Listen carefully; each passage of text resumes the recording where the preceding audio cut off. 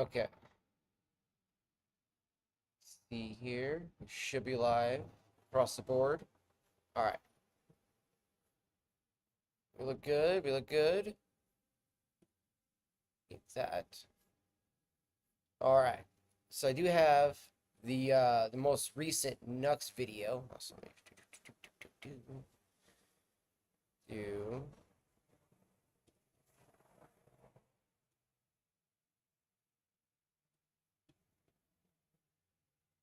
So yeah, as you guys can see. Oh wait. Is that why is that on the aspect over? That's from an older. Oh wait, so it's doing an older window capture thing.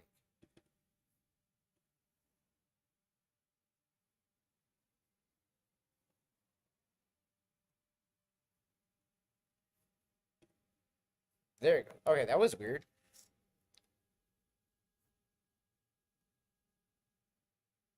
It was still like stuck on the older window.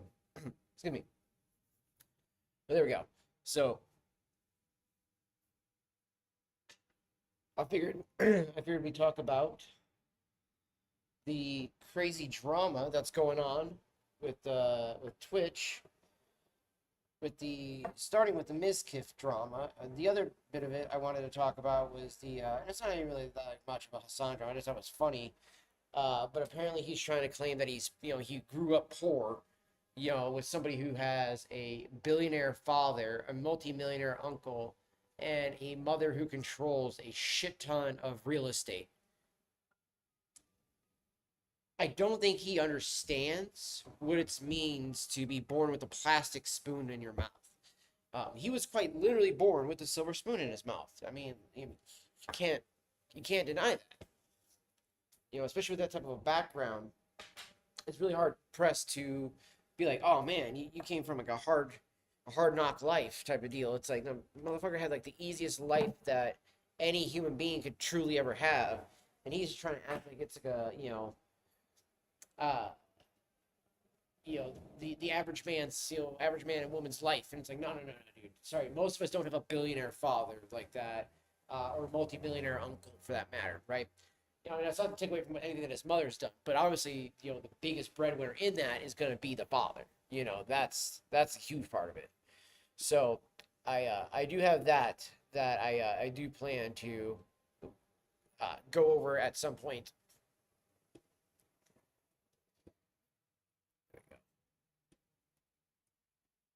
I fixed the window there. So I do plan to go over that here at some point during the stream, but the majority of it will be, talking about just you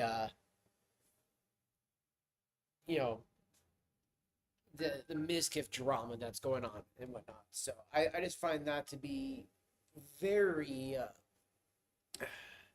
I find it amusing that he's finally suing. I still think that the only part of it that he might have is Asmongold, just because of and it's not even like a defamation so much as that I feel like he's going to, through the discovery, uh, end up being a more of a pain in the ass for Asmongold because of the whole, he defended him. So I feel like he's going to use that against him in some way, right?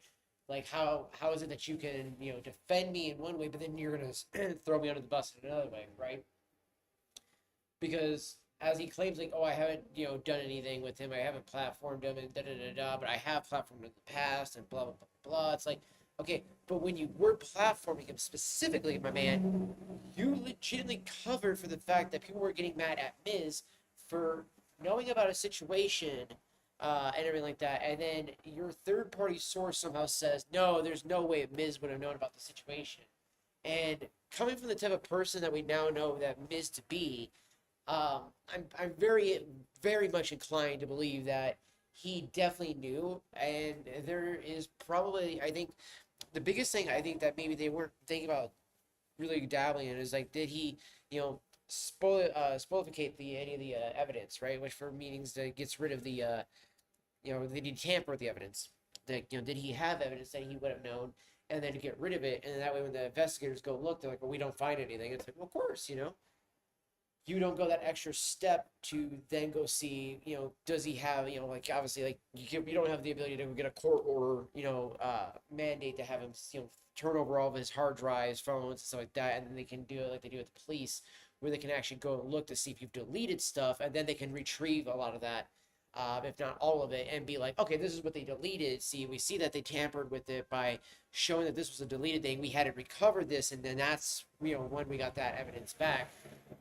Because there's a lot of people that think, oh, I'm just gonna delete it, and it'll be deleted forever. It's like, dude, whatever you delete, you know, like not even gonna lie to you, the cops will be able to get back. Like, so if you're doing something illegal, just stop doing it. Really, just honestly, it's like the best thing you can do is probably just stop doing whatever you're doing illegal, because like especially if you're like trying to store it online and be like, oh yes, you know, I'm going to have this thing deleted and da da da da. Like even Snapchat, right? There's a lot of times people think, oh, I'm just going to use Snapchat.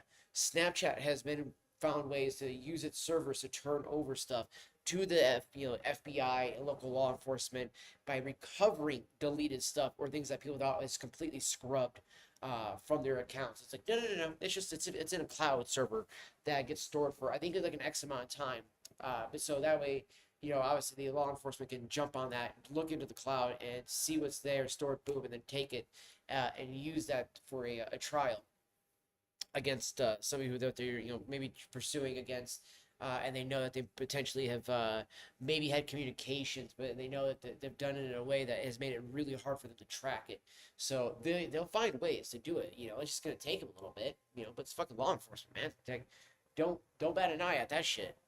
It's like, and one of the biggest things that I think, like most criminals would tell you anyways, is that like if you're gonna do something like that, you hide in plain sight. You don't do it in a way that you make yourself fucking noticeable. And so many of these people just like they do this thing where they want so much attention, and it's so dumb. So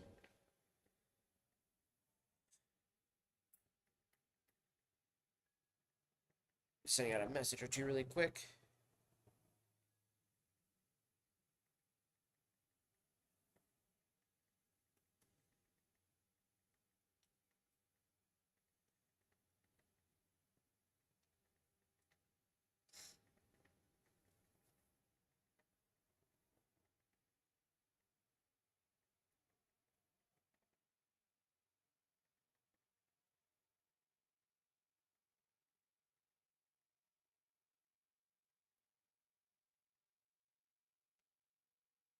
Okay, I just sent out that message, and it does kill me too because we got with all this stuff that's going on with the whole Twitch shit, with the Mizkif and everything like that situation, the Emiru situation, the lawsuits that are going on with Dan Clancy, the congressional stuff with it, the fact that I still have friends that are still streaming on Twitch, um, and when I mean like streaming on Twitch, I'm not talking about my friends that multi-stream. So if any of you that multi-stream, I'm not talking about you, like my boy Jaco and others and stuff like that. You guys are exempt from all this. I have some friends though that they specifically went back to Twitch because they didn't like supposedly the communities that they either built on Kick or Rumble or even on YouTube for that matter, outside of maybe doing just their YouTube videos, right? And even some of that has kind of slowed down for a lot of these people. And I think that the biggest issue I have with that is because they've gone with this idea of like, oh, well, all the love and support and everything I'm getting is only from Twitch, so I have to go over there because I have these loyal people that go over there. They won't go over to anywhere else, and they'll only stay on Twitch, so I need to stay with them. And it's like, it's kind of like that whole blood is thicker than water, like, but this is the family you choose, right? So it's kind of in that sense, this is the blood transfusion that you got, and you can go and get a new blood transfusion and reject the old one. You know what I mean? You see what I'm saying here? Like, you can go get a dialysis done, purge that, blood, get a new blood transfusion in, and, pump yourself with some new blood, get yourself new contacts, new family, new friends, things like that, when it comes to this whole idea that, that you gotta, like, literally sacrifice yourself to the purple demon. It's a little bit religious, like literally like a religious cult. It's like, oh, we got to sacrifice ourselves to the purple altar. If we don't, then everybody's just going to look at us as not being true streamers. And it's like, no, dude, that's not how it goes. And even if you talk to them about multi-streaming, then they go, but it's too hard, or it's this. literally there are so many ways that we try to teach people how to put all of your chats into one little chat window. It's not that hard. It's actually really fucking simple. Most of these people have multiple monitors, if not like 4 or 5 monitors, for the most part. Some of them only even have just two, like myself, and even I can handle that. So, we have 3 streaming sites that I go to, right? YouTube, Rumble, and Kick.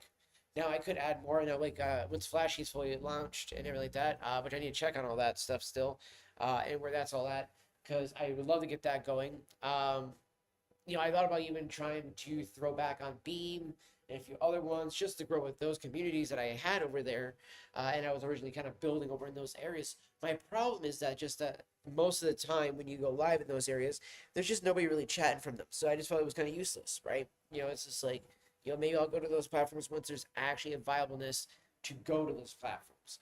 But for the most part, and even like D Live, right? I love D Live. I thought it was one of like my favorite platforms, that reminded me so much of Mixer in so many ways, but it just still isn't quite Mixer, but it's close. It's close to it. It's still fun stuff. It just, again, outside of the great people that I know over on on D Live, they have Kick accounts or YouTube accounts, so it's like they just come and watch that way. Like Elfstar or fucking Dixie and his lady, Pieces. you know, so I can't forget that I called her Pisces the first time. Hey, Mini Fox, good to have you in here, brother. Good to have you in here.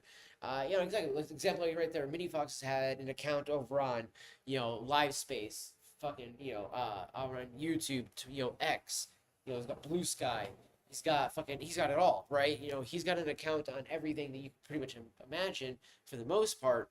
But he's streaming only on a few sites though, because one, it's also the amount of like, shit that it's going to put on your hardware. If you're not using like I don't know exactly how you would kind of call it, right? Like kind of like an offload site, right? Because like that's kind of how I treat Rumble in that regards.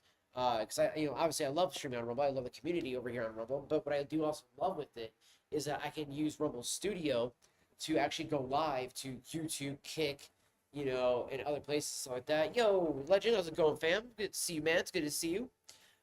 It's good to see everybody, especially we got an an earlier time stream. Again, I've been going live so much more in the evening, and it's mainly just because I've had either a bunch of errands we're running for either the store, for this or that. Actually, shit, I do need to go to the bank at some point. I need to get some more ones. I've been meaning to do that, and I've completely spaced it. Plus, I think I need to go and run and do the deposit at some point. I'll probably do it either this evening or I'll do it tomorrow. So I'll do, but I definitely need to get some ones. I'll have to let people know that, hey, I am a little low on ones. Like I have 20s and 50s and stuff like that, but I do not have any ones, stuff like that. So I'll have to take care of that at some point. But glad to hear you're just chilling, fans. Glad to hear you're just chilling. How's the streams been for you, man? You been streaming and stuff like that?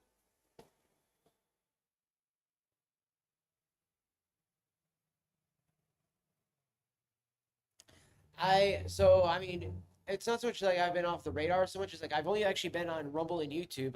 It's funny enough. So, I just have been on the evening parts of the streams. So, like, if you go look, I've definitely been live quite a bit. Especially primarily here on Rumble and on YouTube. Kick, I don't know what was going on. I resetted my stream key. I think probably over a dozen times. Uh,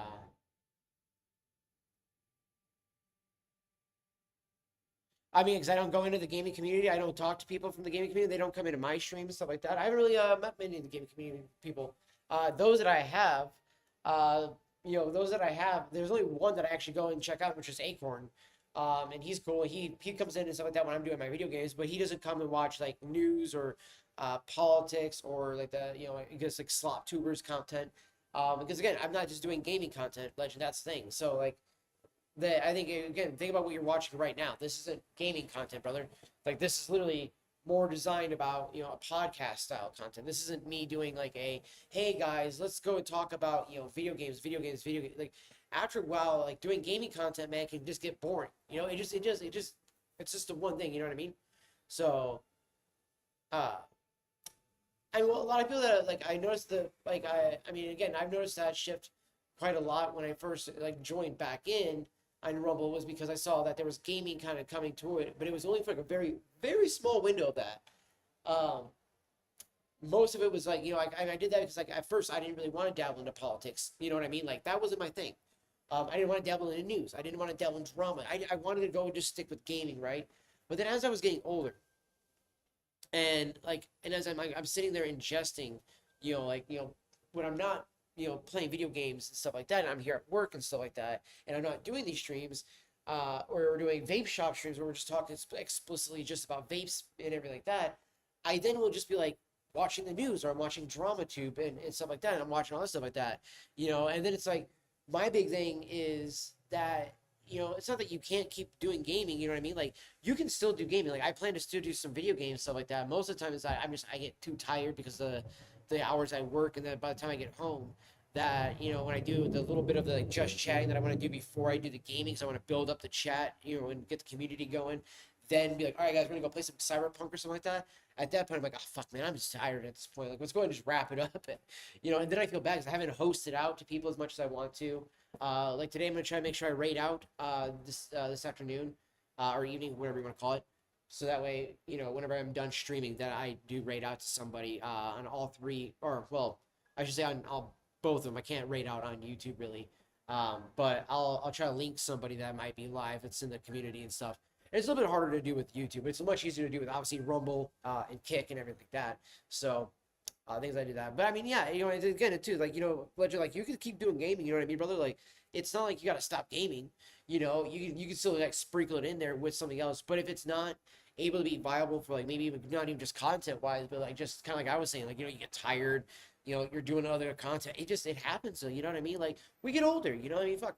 I went from specifically just doing content about vapes, right? And being about vapes, because I work in a vape store, to the fact that as a person who used to be a smoker, right? I used to be a cigarette smoker, and one of the biggest things I would get from cigarette smoking was that you get that little weird, like, and it would only ever be from the one cigarette a day. Now it's every bowl I smoke from this is how it works, but a cigarette though, you would get that, like, you get this head hit, and you're just like, oh yeah, man, great, life's great, perfect. But then after the other cigarettes, it's like chasing a dragon of heroin, right? You're just constantly chasing that dragon, trying to like smoke a cigarette, smoke that cigarette, smoke that cigarette, and you're never, ever, ever getting close to it. It's one of those things that you're just kind of like, man, I really wish I could, have that effect all day long, right? And when it comes to vaping, like vaping was one of those things I did to quit smoking, and again, I like the habit of smoking, and I wasn't at that point needing that like relaxation of feeling. You know what I mean? I wasn't wanting that feeling of like so much. I wasn't needing that. But for me, vaping comes for the taste, which I'm an idiot and I forgot my vape juice bottle today at the house. I grabbed the vape and everything else that I needed, but the juice. So of course I'm like, damn it. So either A, I'll have to go and use my blueberry bubble gum that I have here, or just B, ride it out and just kind of like ration what I have in my vape and just, use my pipe and some sparks today in my little cigar thing here until I get home. So that's probably what I'll end up doing though. But when I started just kind of get to that point where now I'm in my 30s, I want to have that moment of like, I want to have my ability to have my peace time for myself. I want to have that relaxation feeling. And I don't like feeling as strong as I felt the last few, weeks and stuff like that. It's just, it's one of those things where I wanted to feel more relaxed and more, zenned out, even when I'm doing like praying and stuff like that, I'll have my pipe bowl of tobacco. And again, but yeah, for those who I'm actually smoking on tobacco. Like we got the Haunted Bookshop over here. I used this old weed jar I had to make my own Choco Cherry, as I called it. So I did the Lane's BCA, which is Black Cavendish aromatic, mixed with the the Lane's Limited Very Cherry, and I mixed it into this bad boy here. So we got my own little personal mix that I've blended together, and it actually has a cherry cordial kind of smell to it with that chocolate cherry vibe. Absolutely love that. And then, of course, we have more Lane. We have Lane's 1Q, which is another really good, solid bulk tobacco. It's just honey and vanilla cased and stuff. And then we got Cornell and Deal's Autumn Evening, which is the same company that makes the Haunted Bookshop that I have here. So, which I absolutely love, this Haunted Bookshop for an English tobacco. That's the only non-aromatic I have out of everything. Everything else I smoke is aromatic. And I do have technically a portion of the Smoker's Pride. And even though, yes, it is by STG, the only STG things I'll ever buy is going to be like Sutliff tobacco if I actually end up doing it. But since it's not made in Virginia anymore, all that stuff, I don't know. I don't know how I feel about that. Like, but I ended up buying this when I very first got into smoking tobacco out of the pipe again. And then what I found out was that it was made by Scandinavian Tobacco Group. And those motherfuckers are the shitty pieces of shits that have fucking more or less monopolized all of pipe tobacco. When it comes to like the biggest big name brands out there, outside of somebody like Cornell and Deal and others and stuff like that. Which Cornell and Deal, please, for the love of God, guys, never, ever, ever let anybody that takes over that company be dumb enough to fucking, get bought out by STG for whatever reason. And like, it's another reason why, in a weird way, even though while I'm not actually promoting pipe smoking, I am promoting pipe smoking. I cannot lie in that regards. Like, I'm not telling people advocaatly go out and do it, but it is something that I hope gets to be bigger, stuff like that. Just like even with the vaping industry, it's not that I want this all of a sudden to die off or anything like that. No, I want the vaping industry still to fucking grow and get better than where it has been. But I also want the pipe industry to do the same thing that like cigar industry is. Like, the cigar industry has had a massive boom because of like all the love and interest in smoking cigars recently, right? So now that that's really come back, and then you have the funny enough, the Christian market, which is that you have a heavy amount of Christians out there that smoke cigars, and I myself am one of those people that would be in that demographic because I'm a Christian and I smoke cigars, but I also smoke a pipe, but I also vape. So I like to do all three, and I don't think there's anything wrong with using a vape, smoking pipe tobacco, or even smoking a cigar, for that matter. So I only don't like smoking cigarettes unless it's going to be like a pre-roll, or sorry, not pre-roll, but a rolling myself. If it's a pre-roll, I will not smoke that, especially if it's something that's been sprayed on the paper, chemicals, all that shit like that. Nope. My whole point is to get away from stuff like that. I want it to be more natural if I'm going to be using tobacco itself, right? But if I'm not going to be using tobacco, I want it to be, the best and cleanest I can use, because this is the only thing I'm actually inhaling. Whereas the cigars and the pipes, I'm actually only filling up my mouth and blowing it straight out. Which you could do that the same with vape too, right? You could do that, but you would need a mouth to lung unit. This is a direct to lung unit right here, so it wouldn't work that well. And it also would need a different drip tip as well, because this is a wide bore meant for going right down the lungs.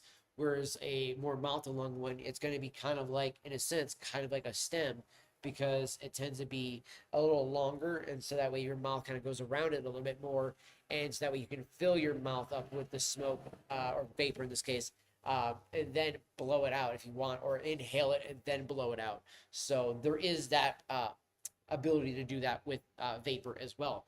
And again, it's I wanted to adjust my content too. Like, I've even, while doing news, drama, things like that, still doing the Dr. Squatch content, I've now added in, the pipe smoking will be incorporated with the vaping as well, as a way to kind of help promote it. Because again, if I had the ability to sell in the store pipe tobacco and cigars, and hell, even cigarette, like packs of cigarettes or even rolling cigarettes, tobacco, I guarantee you we could actually cultivate with the community even more, because there's so much of that side that's still here in the community that's like, I don't want to do vaping because I want to do it all natural. And it's like, damn it, if we could get those people in, that would be the best way to maintain all year round, because those are all the locals. Like, most of the locals are all a bunch of old school hippies that are like, I don't want to do vaping because it's not natural. It's not, it's not from Mother Earth and stuff like that. Or Mother Gaia, as I like to say.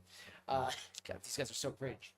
But you know what I mean, though. You know what I'm saying, chat? Like, they're much in that mindset of like these older hippies that are like, oh man, I don't want to do vaping because it's not as natural. So it's like, okay, but if we have sold pipe tobacco, we could totally do that. That's why I go to like the cigar lounge.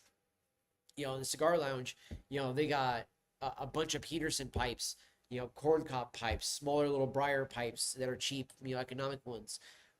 They got lots of pipe tobacco. They got about like I want to say 8 or 9 jars that are up on the shelf, and most people are probably like, well, that's not a lot. Well, they are mainly a cigar lounge, so it's primarily a place to go buy cigars and smoke cigars. But you have a benefit of them doing that because most cigar lounges are not going to be like, oh yeah, go ahead and smoke a pipe in here. They're gonna be like, what the fuck are you doing? This is a cigar lounge. Go smoke your fucking pipe somewhere else, bitch. And it's like literally they'll treat you like shit in a lot of other places because you're like fucking up the feng shui of their cigar smoke, right? Like I was watching the one guy that I do like some of his stuff that he says. One of the etiquette things he did was like, he made the comment about like vaping and blah blah blah blah blah. And then all of a sudden, I was kind of like, well, I'm like, all right, I kind of agree with that. Vaping, I don't do vaping at the cigar lounge, even though like I've kind of been told they don't mind it if I do because it's it's along the lines we're all in the same industry of tobacco and smoking and stuff, and so it's like you know they're fairly chill about it, but it's like I don't do it because it fucks with the smell, right? You're normally smelling tobacco, natural scent, right? Some people do not want to smell fucking synthetic cherry, strawberry, whatever, right? And even in this case, synthetic tobacco with vanilla and hazelnut. Some people just don't want to smell it. They don't want to smell it. Whatever. I mean, to each their own, right?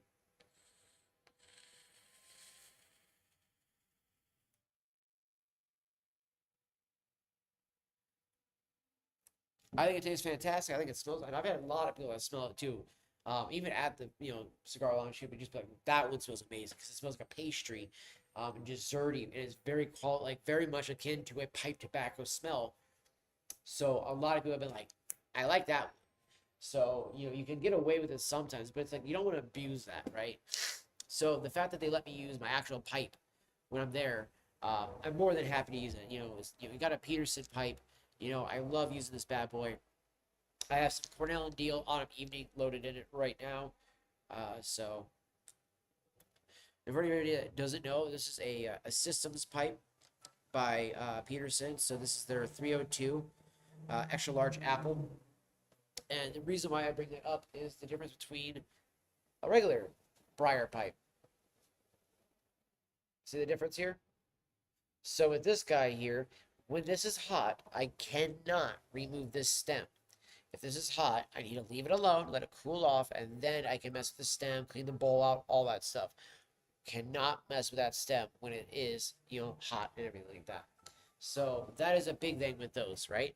Well, with this guy, let's say I need to swab out the bottom here, which has got a chamber for the moisture to drop and build up into, right? Well, I can take off the stem, and in here, I can take one of my Q-tips that I leave here, this, drop it in, go like so, boom. And this obviously it's clean because I already did all that before.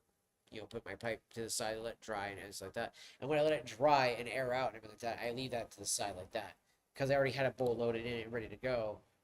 I had it like that. Plus, also, there's also a marking you can see. That is how you can also identify a Peterson, a real Peterson. You'll have the actual marking like that. Plus, you also have this leather thing right here that allows you to know whether or not is it a legit one or not. And this actually says on here if they're stamped, stuff like that. This way actually.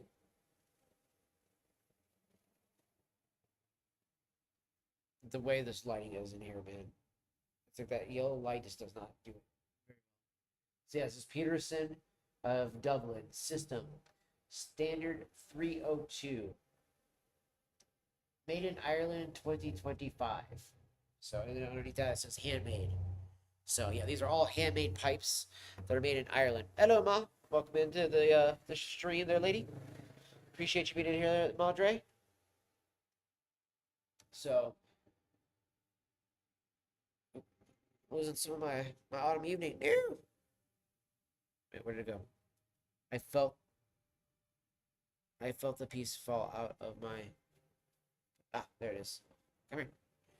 I literally felt this little piece fall out of my ear. No bit left unsmoked when it comes to the Cornell and Deal. That's the good shit, man. That is the bougie good shit right there.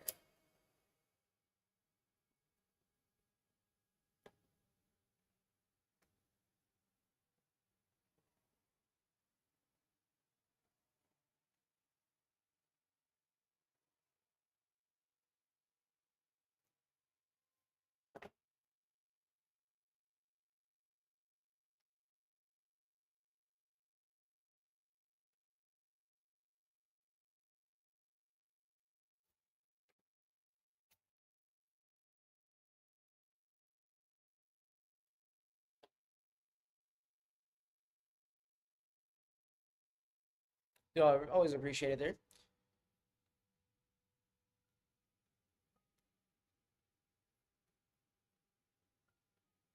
Mm. Such a fantastic smoke, as always. Always a fantastic smoke.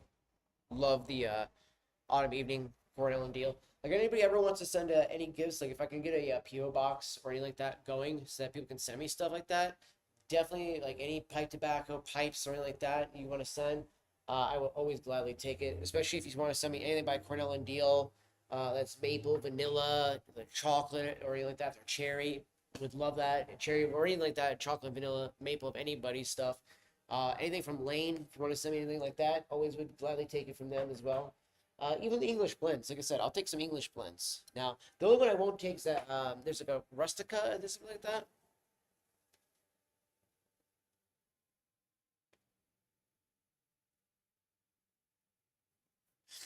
It's meant to have like 10 times the strength of uh normal nicotine of a pipe bowl. It's supposed to be closer to like a really really strong blended cigar.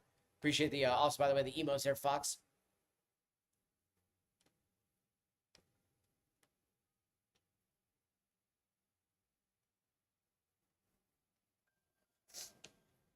But again, I like if I want that extra strong nicotine or something like that, you know what I mean? Like I'll do like a cigar that's that strong, you know, or I have like my disposable somewhere around here.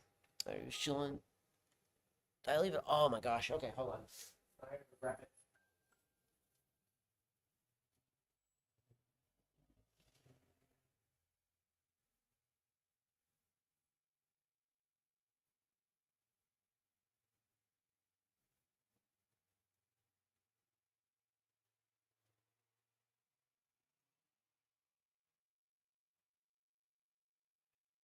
So if I end up actually feeling like I need actual like a little hit of nicotine stronger than everything else I'm using, I'll hit my disposable. You know, that's why I have it there. But you know, roughly it's like using my pipe is like using one of these big guys here because it's only like around like maybe like 6 to 12 milligrams of nicotine in a pipe bowl. Yes, I do smoke quite a bit of pipe bowls, you know, throughout the day. All right.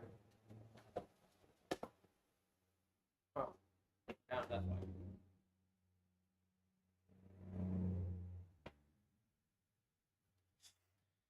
But I also have a very high tolerance to nicotine as well because I vape, you know, disposables which are 50 milligrams of nicotine, you know, throughout the entire day. You know,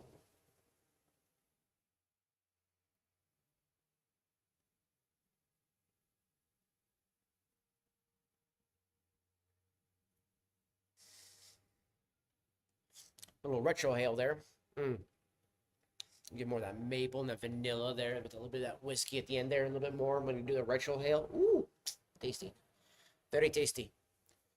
But you know, yeah, it's just the subtle changes to the content that we do now. You know, like I said, you know, we got the pipe smoking that I do now with everything. And I feel like it's a little bit more distinguished too. It also helps us, you know, distinguish between all the sea of everybody that all looks the same out there, right?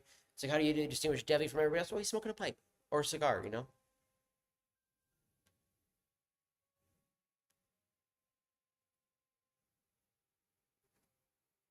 Now, I would say on YouTube there's going to be a lot more pipe smokers, so it's going to be a little bit harder to distinguish me between everybody else, other than the fact that I'm the vape pipe smoker.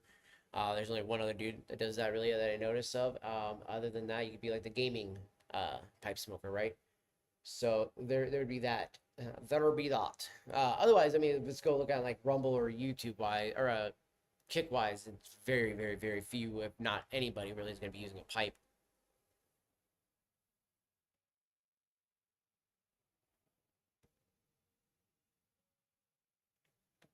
You probably got a few casual cigar smokers on Kick. I'd probably see that. Same with Rumble, but definitely not probably pipe smoking though.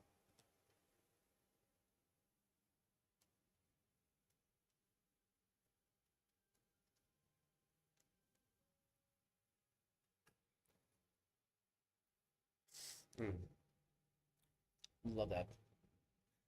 Such a fantastic smoke. But getting back to the actual, like, you know, the slop tuber shit, right? The drama tube, and the craziness because they're not really doing news today. We're doing the covering of the Mizkif shit. Uh,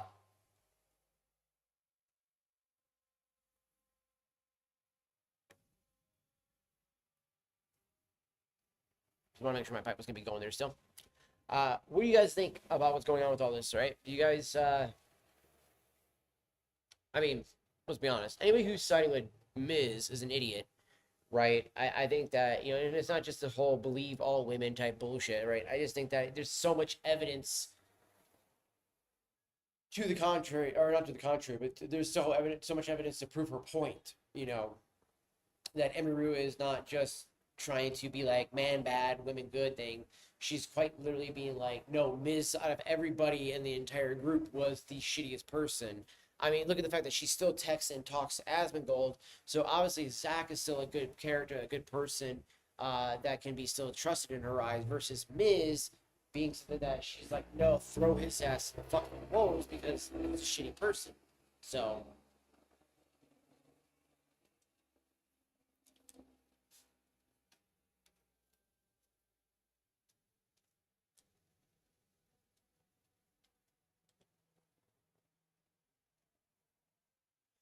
I guess my saying all of that was to better preface than not necessarily like the whole like what do you guys think of like the whole like whose side you're taking, but like what do you guys think is going to come of all of this from this situation now, especially with Miz suing both Zach and Emiru, and then you have Mythic and OTK that he's also suing, which he's suing them in the lumped lawsuit, even though like it should be separated because that's not part of the defamation. That the agencies didn't defame him, but they did try to apparently, I guess, usurp the company from him.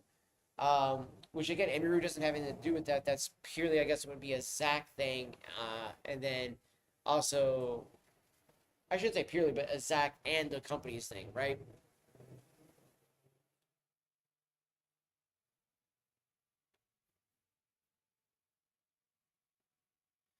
As well, I do believe Asmongold is part of Mythic. I don't think he owns Mythic or anything like that, right? So as far as I know, correct me if I'm wrong, chat.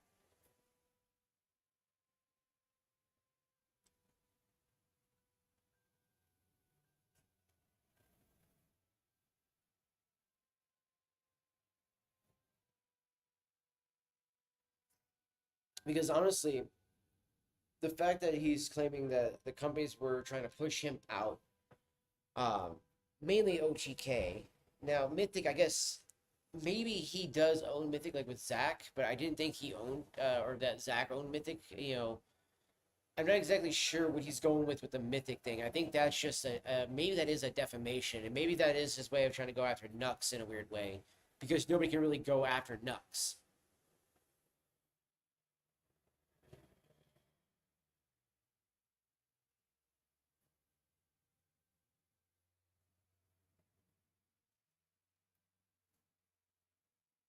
Because I know he's a very reclusive person, so Nux being the way he is, I could see him having himself so reclusive that it might be really hard to uh, dial him in for like a lawsuit. You know what I mean? So,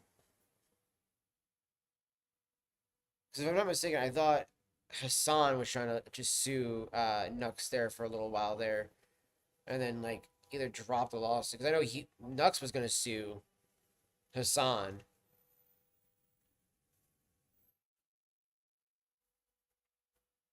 He's talked about it quite a lot, but then once the FBI got a hold of him, um, I have noticed that he hasn't brought that up since the FBI got in touch with Nux about the whole Hasan thing. So, which I mean, if I was her son, if I was Hasan Packard, I'd be shitting myself if I was being told, "Oh yeah, by the way, FBI got in contact with a fellow, YouTuber because, they wanted evidence and information on you, for the harassment that they've been doing to this person, or that you've been doing to this person," and you're like, shit. Like, the rest of us normal human beings that don't fucking do, terroristic bullshit that like he does, don't have to worry about shit like that. But, this son's probably gotta be pissing himself, just saying. He really is. He really has got to be pissing himself.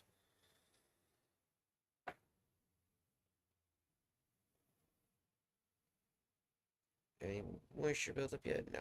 Okay. I didn't think there would be yet.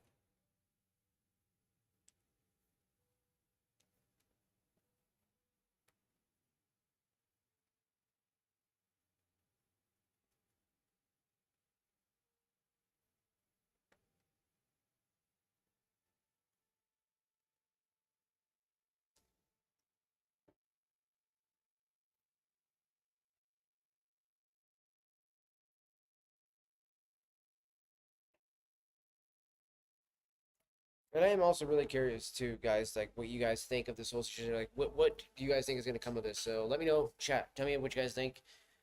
You believe will come of the whole Emery situation, slash Mizkiv situation.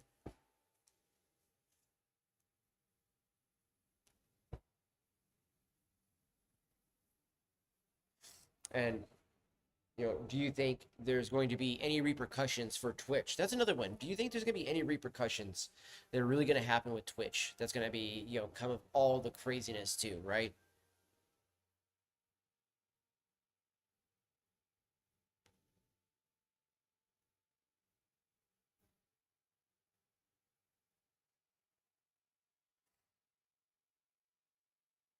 And then also to while you guys are thinking of that or typing up that, to kind of go over the whole Hasan thing, I just find it funny is that it's like I seen the memes of like once everybody was talking about the Mizkiff situation, the memes were like, oh, Hasan being like, oh, thank fuck, somebody's talking about something else other than me for once, and it's like no no no no, because then he literally turns around and does the whole like, oh, I grew up poor thing, and you're like, says, no, I never said that. He's like fucking Tarko Carlson with the gaslighting, dude. He gaslights people so hard.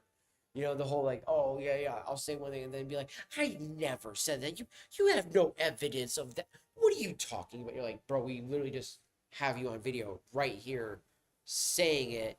Markers here, here, and here in the videos. So what do you want to do with that? You AI'd that video. And you're like, right, right.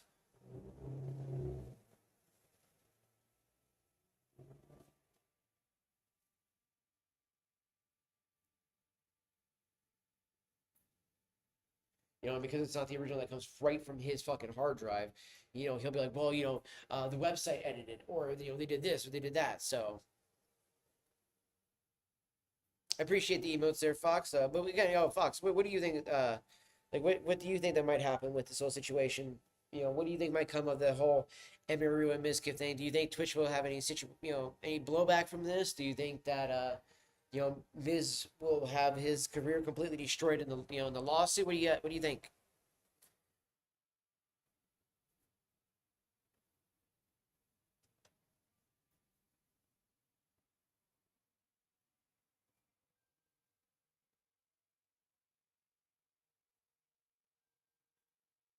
And I know the Madre is probably lurking, but if you can hear me, like, what do you think? Too? I know you're probably doing, schoolwork or dealing with the sister and helping her with her schoolwork or something like that, or with the grandmother. So again, I know you might have, it might be just lurking and stuff like that, but if you can hear it, what is your opinion on all this? And anybody over on Kick, by the way, too. Again, I'd love to hear you guys' opinion, especially because, again, I'm loving the fact that we're live on Kick. Uh, Twitch's ass and Misk is a fool. Well, I mean, I get that, but that doesn't, my question again, Fox, was what do you think will happen though, in terms of like you don't have to go and like elaborate a ton, but like do you think that there'll be blowback to Twitch because of this whole situation?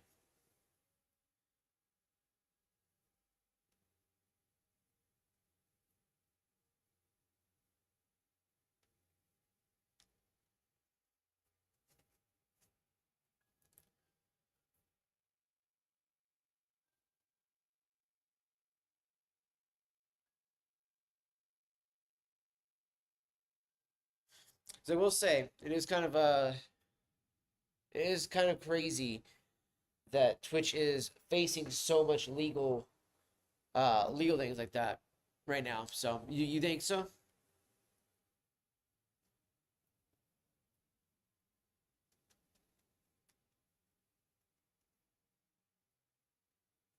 what do if you can, elaborate, but like, what do you think might happen to Twitch from it?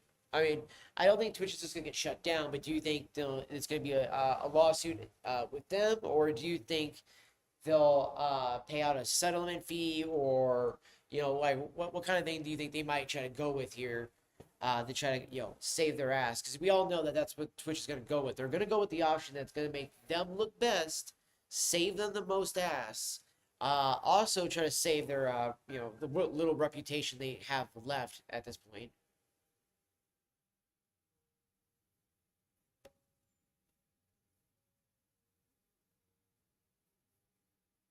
So I mean, I'll be honest. I think my opinion on this matter is I think that there's going to be a slight blowback to Twitch, not a big one, a slight blowback. It'll be a mild one, but it'll be one that hits Twitch with enough of the uh, how do I put this?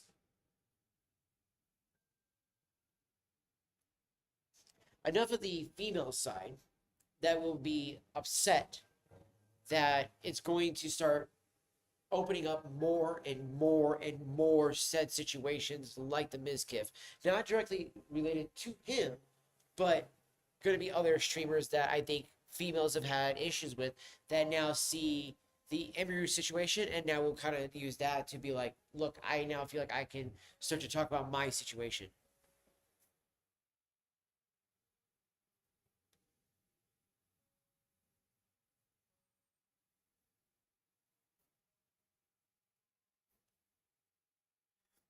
Well, I'm not talking about the TwitchCon stuff like that right now, Fox. I'm talking about which, granted, though you are right though about that. I was talking about specifically the Mizkif and Emiru situation too. So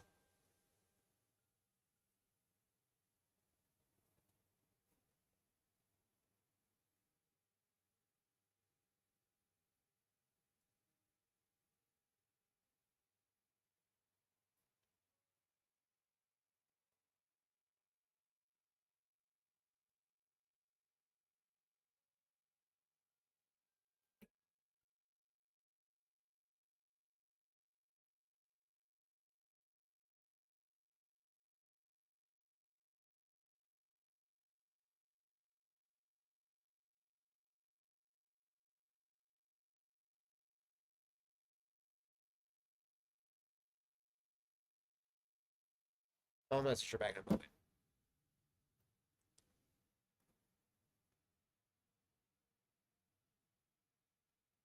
You want to go use the bathroom? I'm message her back. Uh, but yeah, no. What I'm getting at though is like the Mizkif Emiru situation. Mizkif or Emiru here was doing a restraining order against Mizkif originally. After she revealed all the stuff that came out, right? She said that she had filed a restraining order against him. Now, in response, Mizkif, and she even said that he would probably do this, but he decided to do a lawsuit, but not against just her, but against Zach and Team Mythic and or not Team Mythic, sorry, but the Mythic Agency and the OTK agency. So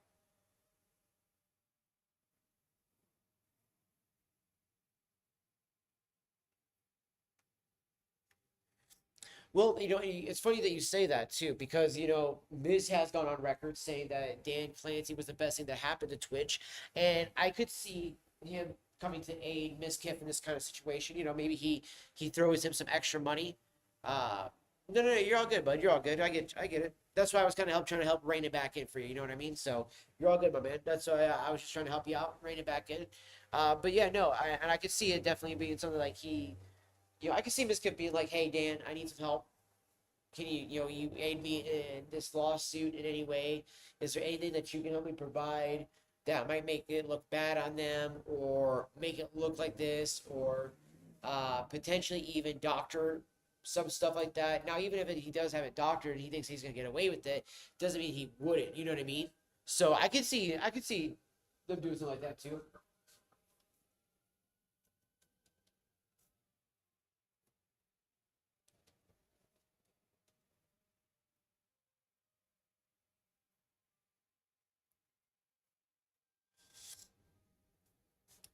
But I do think it will be a hellstorm for him. I think that him doing this is going to open up and not in a good way for him. You know what I mean? I think that he thinks it's going to be good, but it's going to open up him a world of hurt that he was not prepared for. That I think that he has probably himself thought he was invincible to. I would actually argue that a little bit there, chat. I would argue that I think that Miz has probably thought himself a bit invulnerable to some of these attacks and stuff like that.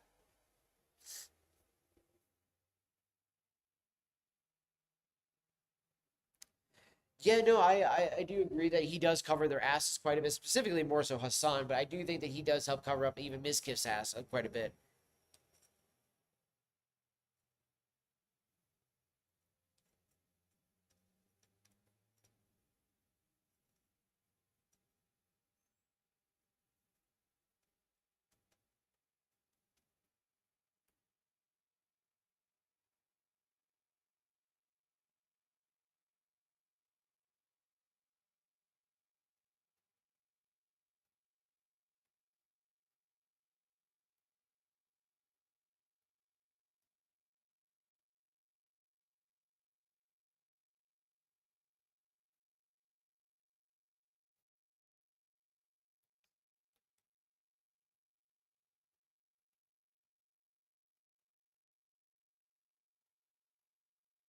I just can't believe that Miz would say that fucking somebody like Dan Clancy was the best thing that happened in Twitch.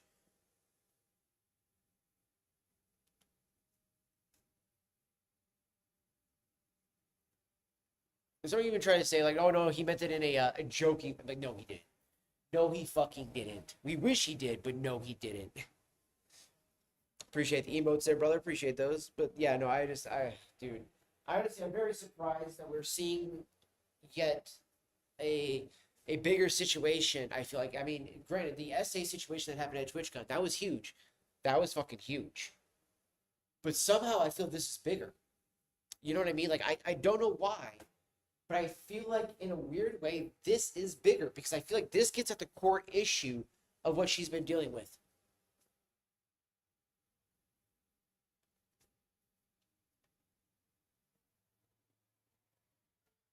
And she's not alone. How many other female streamers that are in similar situations as she is, right? She's definitely not the only one that's in a similar type of situation where she's with somebody who's potentially jealous of the fucking amount of of notoriety she gets, right? Of their partner, that the partner gets more either subs, maybe they get more viewers, maybe they get um maybe their videos are just doing well overall, right? And their career is taking off, and they are sitting there looking at their partner instead of being supportive and being happy for their partner, being like, "How dare you? How dare you succeed when I made you?" Like how he says it about Maya. That is utterly disgusting.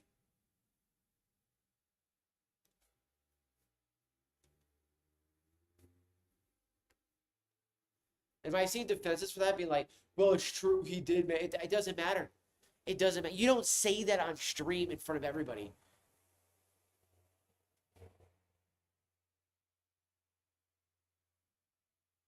Not so close, Best Clancy keeps ignoring community requests instead of that. He goes and trying ban bots, same place streamer, ban bots, trying ban bots bits, bots bit. Oh, bots, but I think you were saying, but same place streamer views as lurkers don't count like 5,300 shows, but lurkers are pissed. Oh, then when there's just 50, but there's actually like 300 lurkers. Yeah. Well, I mean, but there's a view botting issue though at the same time though. So it's how do you even deal with these inflated numbers and deflated numbers, right? I mean, at that point, that's a deflation.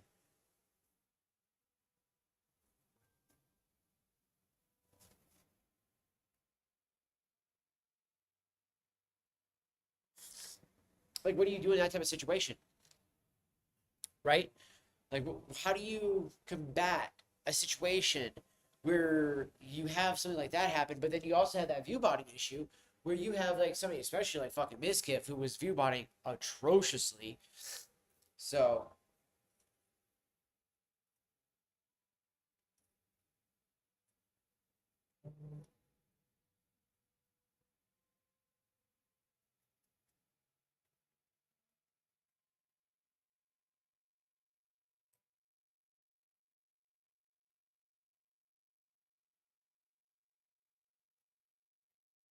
I also know there's a lot of people that are taking it a lot more seriously too, in the sense of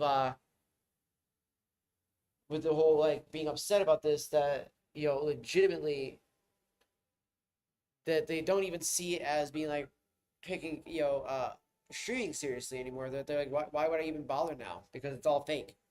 That's how they feel, and to a degree, they're not wrong.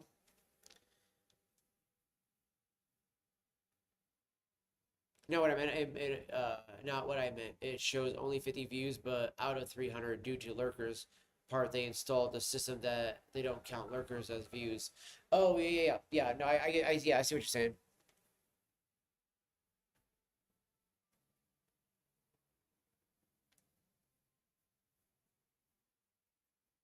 Yeah, no, and I know a lot of lurkers. I've seen like people like JoJo and a few others all get really pissed off about this.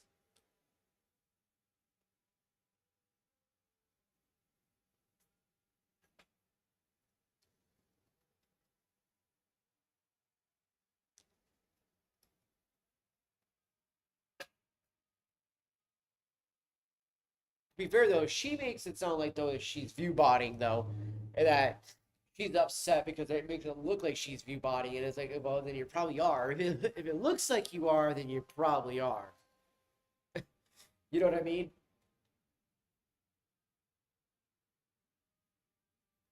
Like, there's a certain amount of lurking, certain amount of like chilling and vibing, watching a stream that you can handle. How's it going, man? Be right back here, chat.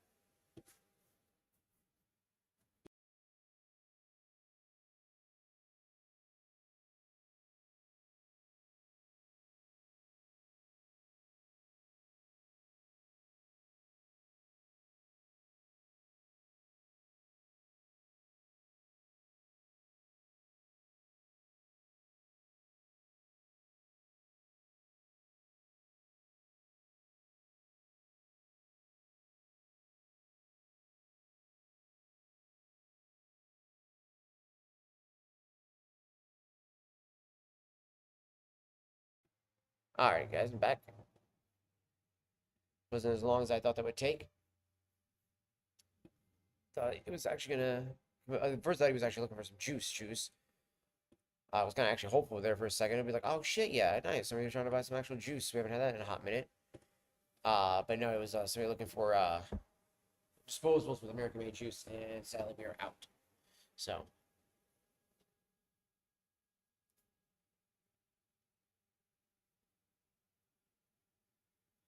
and again, I don't know if we got an order coming or what.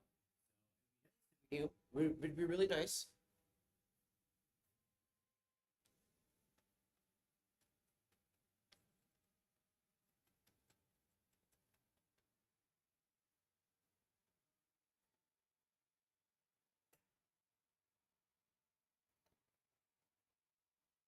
Yeah, a lot of Twitch streamers like VTubers are pissed about it. They've been spamming Twitter about it for Twitch to fix it. Yeah, no, and I can definitely understand it. Definitely also appreciate the emotes there, bud. But yeah, no, it's crazy that they also did that too, because like obviously it was going to piss off the VTubers. I mean, before they implemented, the VTubers asked them not to do it. They had that test group that the VTubers were part of, like some VTubers are part of, and we're like, no, don't do this.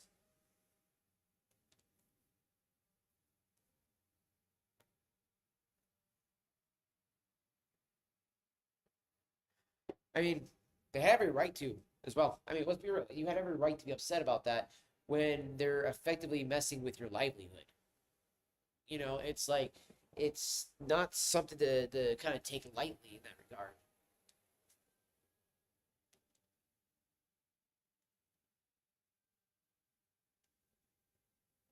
I mean, I'd be upset. I definitely would be. Uh, and it's crazy, you know, with the way like you have Kick, Rumble, you have like, a lot of these other newer sites that are all trying to do other stuff like that, but specifically Kick and Rumble, I gotta say. And I'd even argue, even YouTube recently, I've noticed a little bit more of the streaming push on their side a bit. But with Kick and Rumble, I've noticed a great stride being made recently to push more for the more love and support and vibe of everything going on the platforms, right? Like, Kick has had a really big shift, I feel like, within the last year.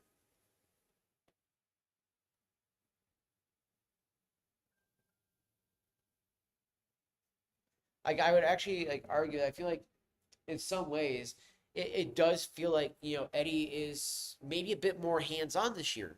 Maybe that he's actually taking the reins a little bit more, and actually being like, this is what I want to see done.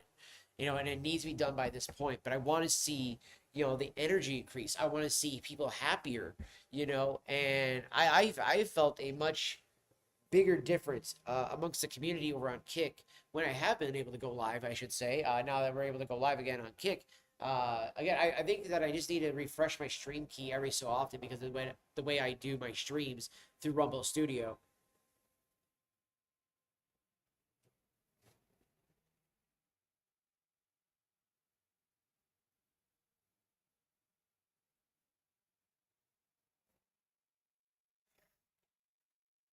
And I feel like there was like something that just got bugged out between the two.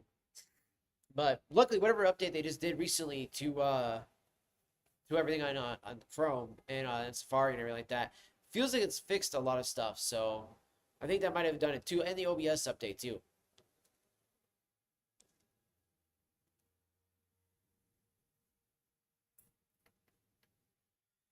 Like, I'm actually curious to see how well we'll be able to do this if we do it at home with the like Wi-Fi and stuff like that. Because I mean, again, we're holding up straight up perfectly here on the MacBook, and we're live to both Rumble, or technically all three, Rumble, YouTube, and Kick, and just using through OBS to Rumble Studio. So yeah, dude, that's another big thing too. Yeah, Kick added drops, dude. That's a huge thing. Which a big shout out to Kick for that.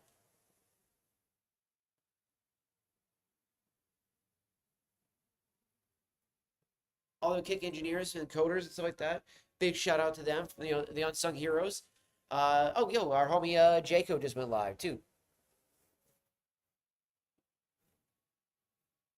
I'm gonna have to pull up a one in the background for him.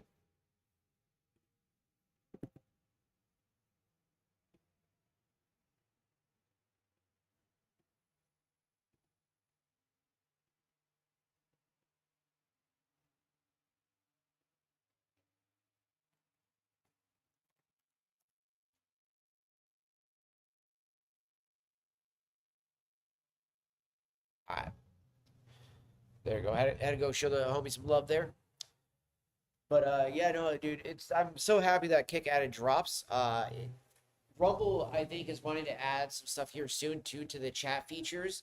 At least that's kind of what I've been hearing, kind of in the grapevines and stuff like that from some people that they're going to be adding some more stuff to kind of like make the engagement experience a little bit more fun for the chatters and stuff like that. I know that they've been just really big on changing a lot of stuff and overhauling a lot of stuff right now with the buying of a lot of new partner streamers that they're bringing in and partner content creators and people that they're giving contracts to do like actual shows and stuff like that on Rumble.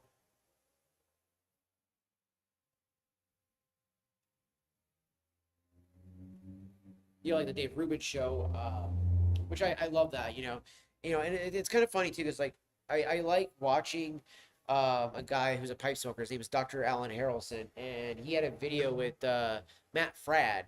And just because he had a disagreement with the idea that Matt going to Daily Wire, he asked for his interview to be taken off. Thankfully, the shorts are still there, but it was like, what the fuck?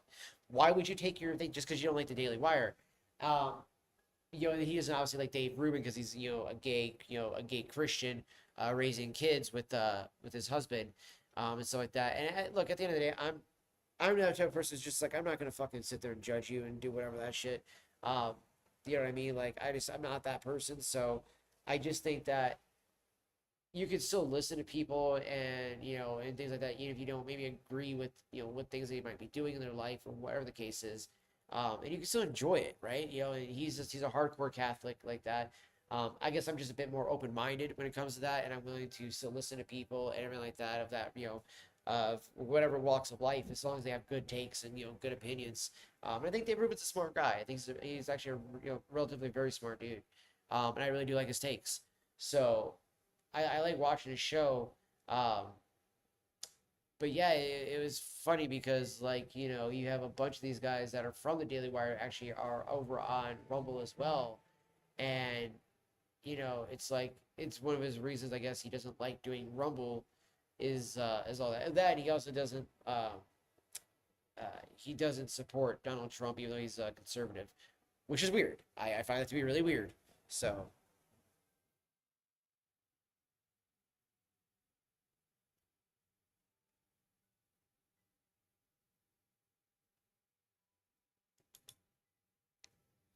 it's not to say that every conservative has to, but it's just like there's not many other people that I know of other people like really supporting it's conservative wise, and he hasn't really said who he has supported, so that's why I'm kind of confused.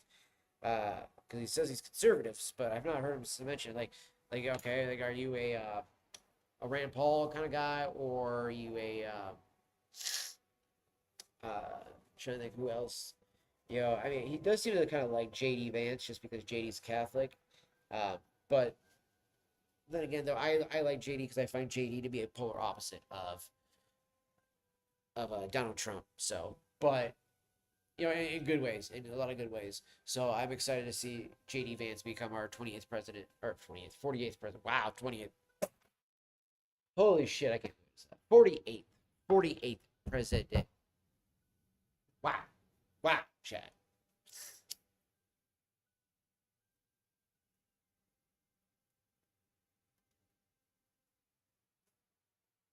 I think it was because I was thinking of 2028 being when the election would be for him.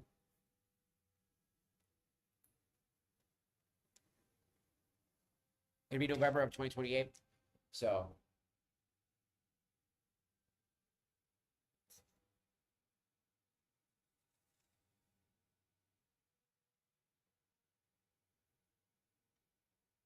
still got good taste, but that one gave me a little bit burned because ooh, it's a little warm on that one.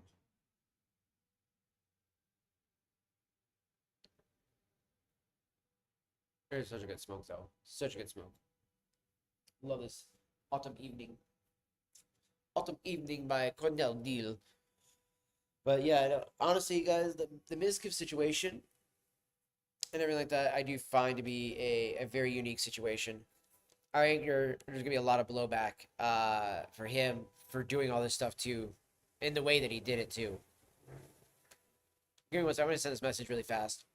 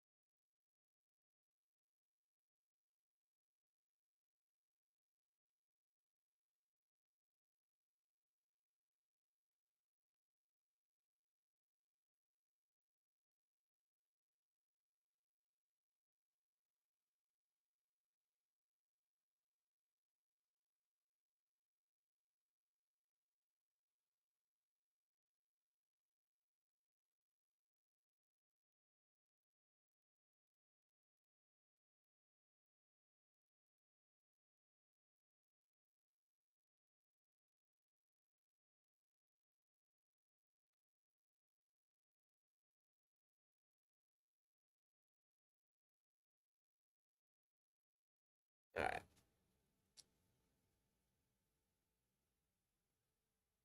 I just had to send a message really quick just because, yeah. So, what I was saying kind of was getting through. I think it was kind of like leading to like an argument that I didn't want to have.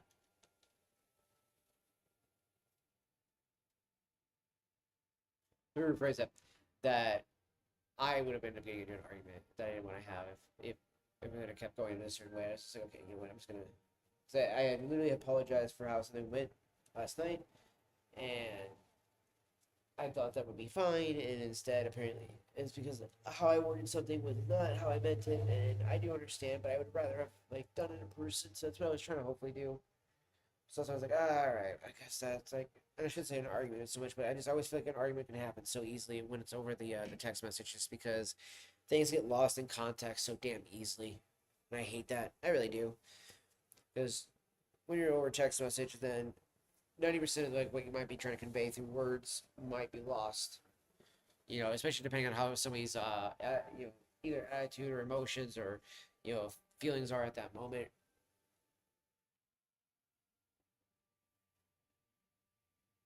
I keep forgetting to do the Botrix things. I need to go in and read all the command stuff. I need to get on top of doing everything and set a list.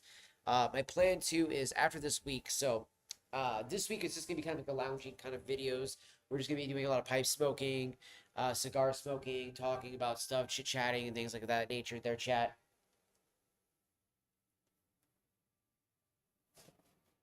Like I don't plan to do the Squatch video just yet. The other couple of videos I have planned, I have some of them kind of already shot with some stuff like planned up for them and everything. But then I needed to do other shootings and stuff like that as well, and I just haven't done them yet. Like I need to do some B-roll footage of some other ones for the most part, and I just haven't had the to do it because I just wanted to do the overhaul of setting up my schedule, setting the schedule for the streams, and then setting up everything for like this is when my YouTube video will be live, along with the Rumble videos. This is when we're gonna do streams. This day is gonna be for maybe Instagram content. This day might be for some X content. And then just keep going and going. And in X content, I want to do like a couple videos where I put them out on X, and they're just exclusive to X to kind of help promote the profile and actually try to get more followers over there so that we can actually bring them over to the stream and Discord channel as well too. So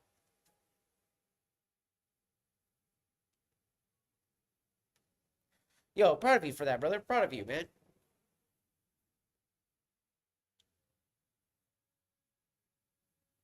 Did you boost it, or did you just was it just organic growth on that?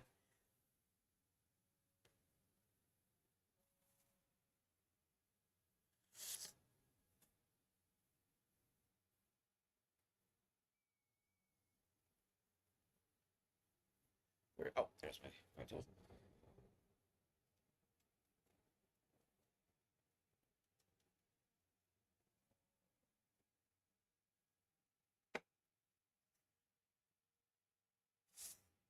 And a big thing too is like one of the biggest things I wanted to also express is that organic. Hell yeah, that's amazing. I'm very proud of to hear you with that, brother.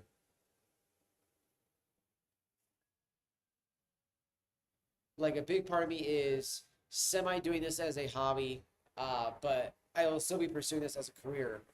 But my big goal for it is that I want to do it more so as a career too, as a thing. Once I can open my own, I wanted to do like a psychedelic kind of delicatessen kind of style store where I sell primarily like psychedelic, uh, kind of things like these here, like amanita mushrooms, chocolates, all kinds of vibey things like that. But also then sell like pipe tobacco, cigars, rolling tobacco, papers, tips, and stuff like that. That's something I wanted to do down the road, right? Um, like again, because I knew that there was possibly a point that I would be able to become a part owner of this. Now, if I was ever to become part owner of this, and like would say we survived and saved the store, which my God, man, I would be so happy with that. I really would be. Like I'm not gonna lie, I would be really fucking happy if we saved the store and overnight we were able to fucking resuscitate it, and then let's say like within the next couple of months I was able to become like a part owner. Um, by working with the boss and stuff like that and talking to him about it, uh, I would then be like, I want to specifically in this store do an experiment where I bring in everything I just said, um, but specifically focus on that and then focus on mods and have a decent but small niche lineup of disposables. Like it would be primarily off stamps, foggers, and fumies. That's it. Maybe I would do geek bars, fumies, and off stamps. Okay, But those would be it. That would be all I would sell for disposables because those are the only ones I know that sell like hotcakes in this area. Um, those are like the three primary big, big kahutas, right? And if I couldn't get like, let's say, Fogger or Geek Bars, I would go with Adjust. Okay, those would be the other fallbacks. So those would be the main ones, or even do the Ox Bar 35Ks. There they can adjust flavor and nicotine. A lot of people love those ones, especially because they could use those to quit. So I would primarily only have those ones in the store here, and then I would make all the salt. I would get rid of most of our juices that are expired, and then get a brand new shipment in. But I would only bring in 3 or 4 brands. That's it, of salts, and make people kind of focus on just getting those lineups. Like I would do One Up for sure, Pod Juice. I think Vape and I would say uh, probably Coastal Clouds and Cloud Nerds. Those would be the main ones I would have in the store, right, for the salt nicks. And then for the free bases, I would have 5 to 6 brands, and that's it, right? And then we'd have it down to, like I'd say probably like how like the Refuge has like 9 or so different things of tobacco, kind of like how over at Big Smoke, but they do theirs at $8 and they do theirs at 4. We could do in the middle and do $6 an ounce, or probably even do the like just an even $4 because I like the Refuge where they're sitting down to smoke, and that's why they charge $8. It's supposed to be the idea to cover the cut fee so that you could sit there and smoke your pipe bowl or smoke a cigar or whatever the case is that you bring in with you. As long as you bought like an ounce of tobacco there, so it would equate for how long you would be sitting there to smoke, right? So that's where they get that idea from. Oh, you don't do boosting, it costs money. Yeah, but I get that. I know it costs money, but boosting though does help reach a lot wider audience too sometimes, and you'd be surprised how many followers and community members you might gain from doing a boost every so often. You don't have to do it all the time, just every so often. Like I would do it like every once in a while on like uh on Instagram and on what you call Facebook. I'd even do it for the store sometimes for the Facebook post, and we would get more customers in that day, and we'd even get people that would come from like Seattle and stuff like that because they had seen the postings and stuff like that. They were doing traveling and stuff like that in this area, so they'd come on through. So that's helped in a lot of ways too as well.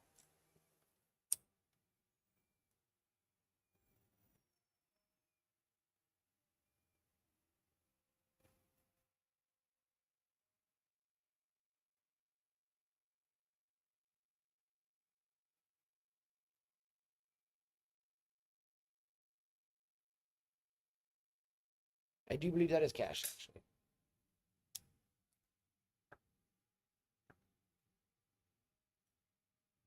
Yep, and we got some moisture there, so now we can actually do this. Bloop. So see chat, that's what we get up off the thing there. Your old game hitting hard after Amazon fired their game division that was part of it. Oh, there, that's weird.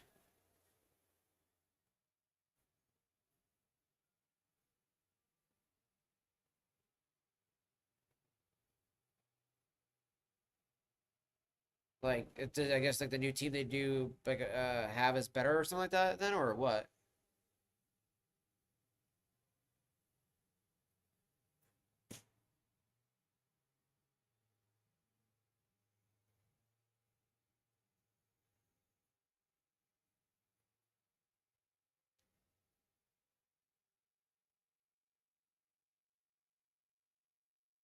The Xanax is the calm one. No more. Is it bad? What do you mean there by that there the Oak Org? What do you mean by that?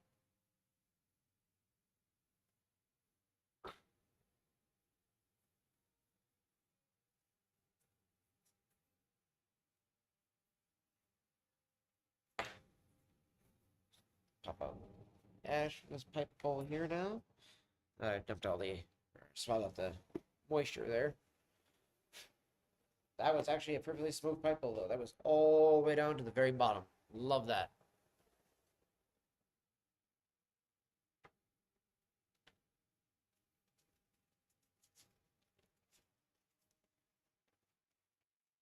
Yo, appreciate you, Zarmux. Appreciate you for the alert.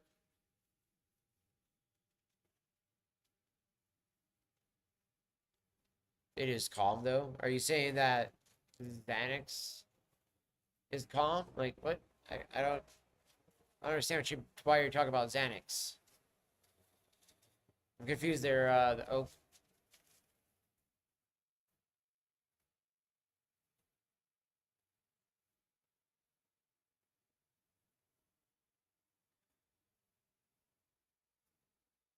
this is pipe tobacco. I don't know if you think I'm smoking something different there. I'm smoking pipe tobacco. Like this is I have the autumn evening, and I'm not smoking opium. Yeah, I know. I was confused there too. There, Fox. Trust me.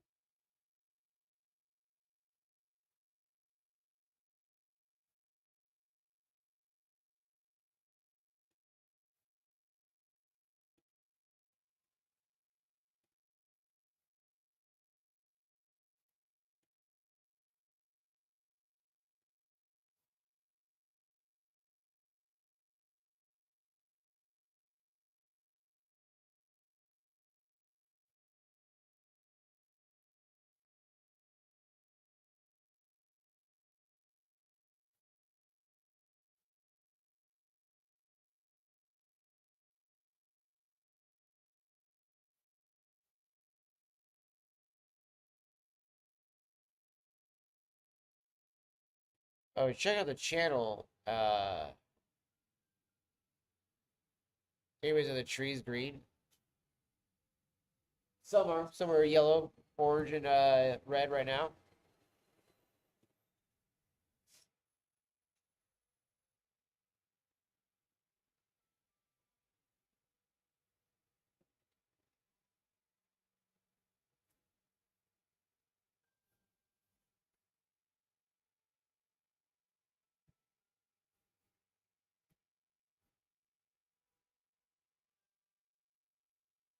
They just had complete. Maybe. Though it's funny that you have it backwards the way you would say that you think that he's completely high, is what you would say.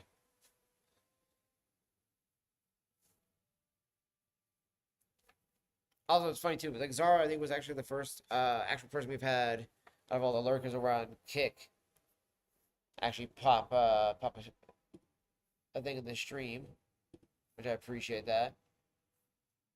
Okay, I do have his muted there. I want to refresh because I'm not getting it's not showing my viewer count thing. There we go. Now it's showing my viewer count. I hate that I had to do that on there.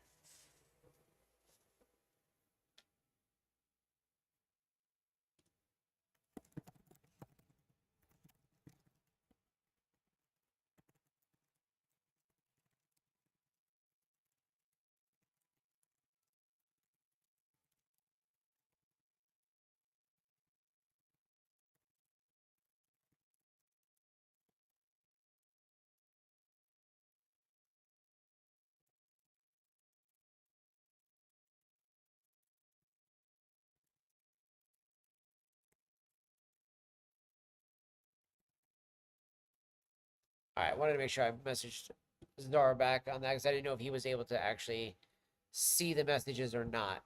So I'm completely low. I guess it's one way to put it.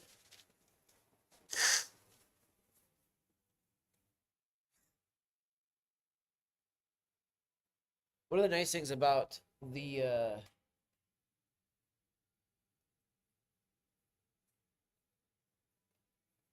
Peterson here, the systems, right, is that the way it pulls the moisture out. is that so long as the bowl is clean out of the moisture, the shank, the stem, and all that is clean of moisture, you are good to go for the most part. I say for the most part because you might still have some moisture build up. Some other areas that you might want to like the bowl itself sometimes, and you might need to still just give it a little swab out with the paper towel. But otherwise, the Peterson, I have not had any issues when it comes to that. However, though, I haven't actually taken off the German Briar stem in a hot minute.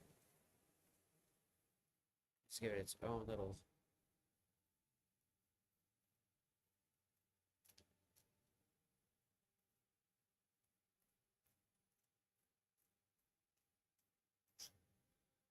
Its own little personal swabbage, as well as the actual headpiece of the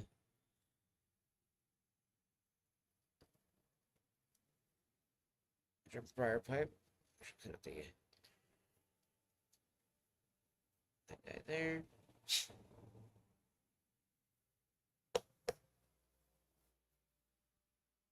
Ah, contact, stop drawing out on me. The right contact is like not wanting to cooperate right now. There we go. Hit my vape real quick. I think actually in a second, I think we're gonna spark up a cigar. Otherwise, probably smoke another pipe bowl. Then we'll spark up a factory smoked sweet Toro.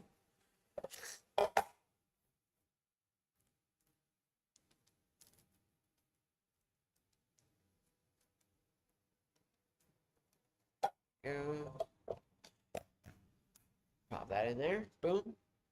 We got our Caesar light. I do believe this is a Vertigo is the name of the company. I can't remember the name of the company that makes it. I think it's Vertigo. But it's a Caesar lighter. It's a quad lighter. It's got a beautiful quad flame on it. Perfect for lighting up a cigar. Give that nice roast so that it evenly burns the front and gives it that perfect taste every time. So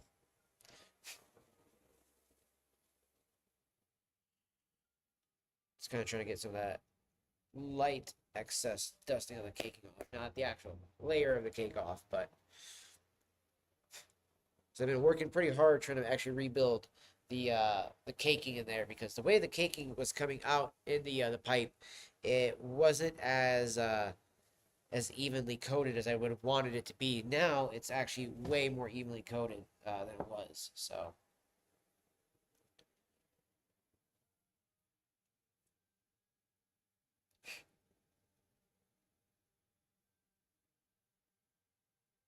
okay, that is good to go. I was actually curious if yeah, none of those would fit in that. That's right. This has got a special made stem that is designed for that the friction as it comes in, it doesn't just pull out like that unless you actually give it some actual strength to pull it out. So also, since all of these are cooled off by now, I want to actually just give the stems their own personal cleaning that I haven't been able to do just yet.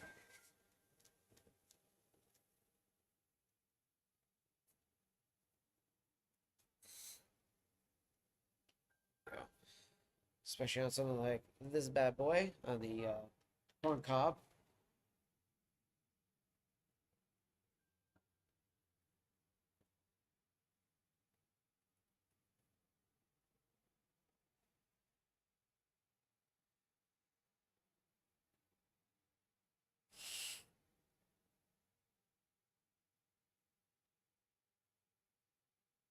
So hard to see in there, the lighting that's in this shop, but that is definitely got some moisture still built up in there. So what we're gonna do is actually take the paper towel there, do the little twist method here.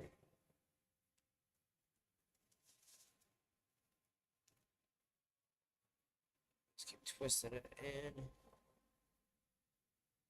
Just see it at the edge of the bowl here.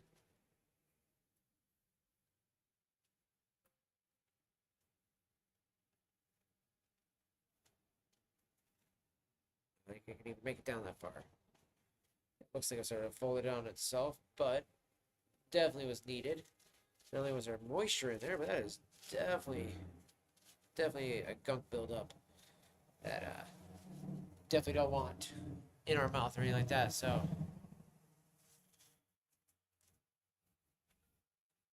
yeah, you can see the green tree. Yeah, some of them are like I said are gonna be green, definitely out there. So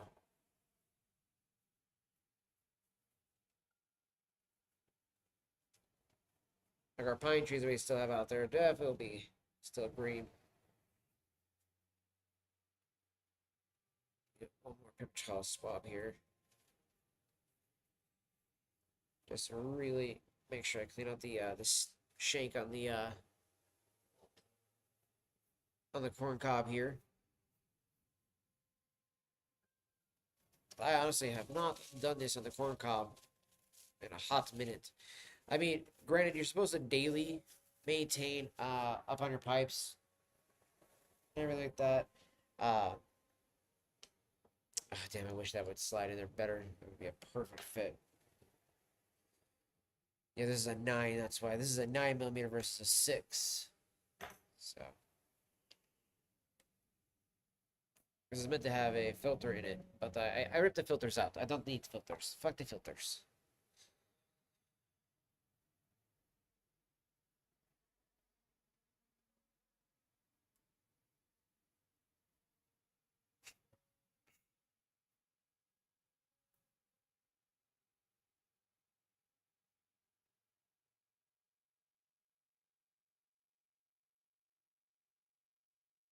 I can literally see something stuck.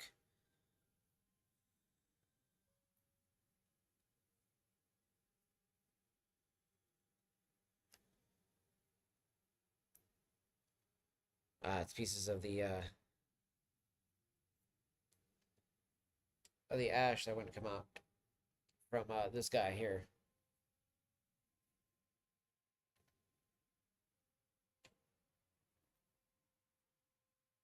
I do have this cleaner one I can use on the other pipe. This guy here, this one had a bunch of moisture built up in it. And I haven't been able to actually do this one either in a few days because every time I go to do it, I forget. And then I'm like, oh, you know what? I'm just going to go ahead and smoke a bowl out of it real quick. And then I fucking smoke a bowl out of the pipe. Completely forgetting I needed to do the clean.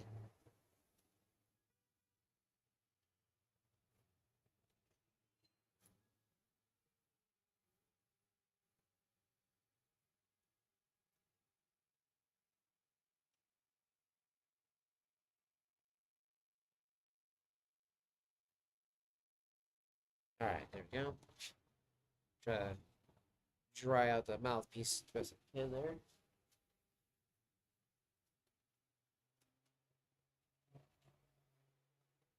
Right, that.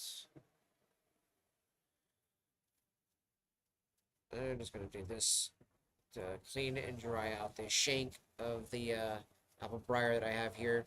Just because honestly, I didn't want to waste the pure cotton pipe cleaner I have here just on that tiny little shank. I will do this. This cleaner here. Also, still appreciate all the emotes there, Fox. Definitely appreciate all that, bud. That.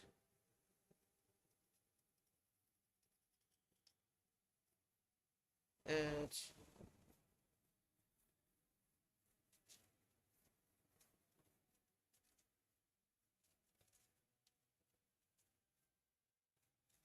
I'm not trying to scrape hard or anything like that to pull off any of the caking or anything like that, but definitely wanted to absorb some of that moisture that was on there.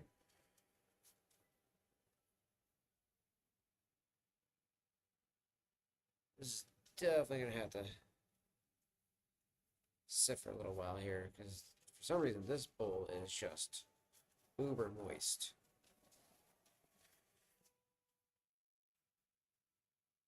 Which is actually a little weird just because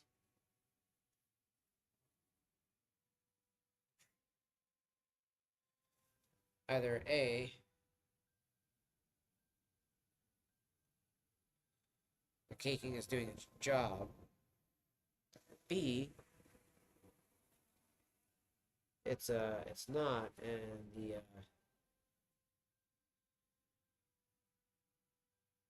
that's more of the just really the exposed wood that's having this issue.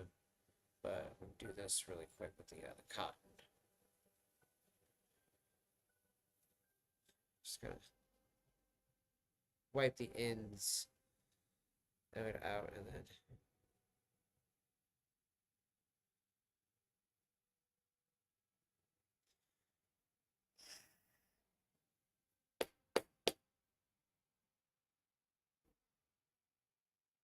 okay. Just wanted to make sure I did everything I could to the shank into the beginning of the bowl piece or the airflow there. Make sure that it was cleared out and everything.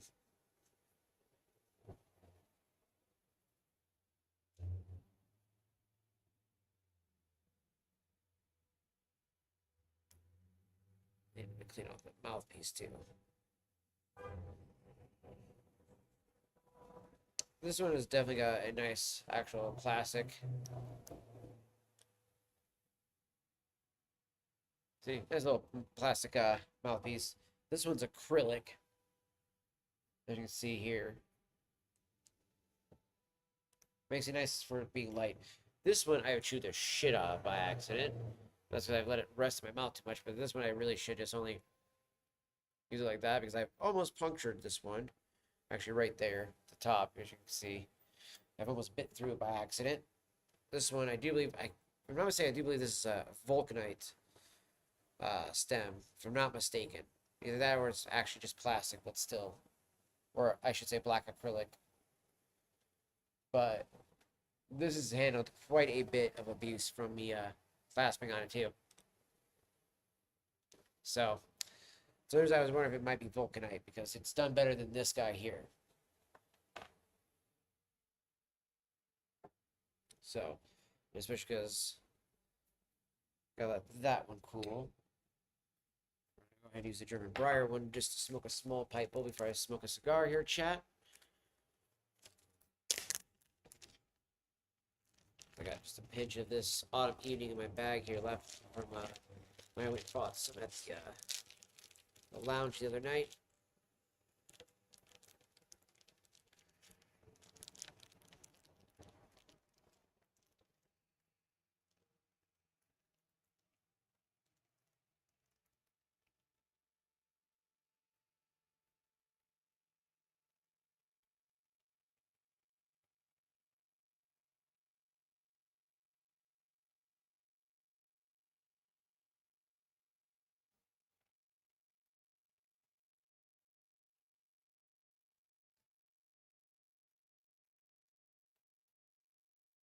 I did a little bit of a tight pack there. Good the way I just did it, but I'm trying to push out the back onto the plate here so I can actually get off my hand as well. Just a bit better. Actually, that wasn't too bad of a pack. Yeah, no, perfect airflow still. Okay, cool.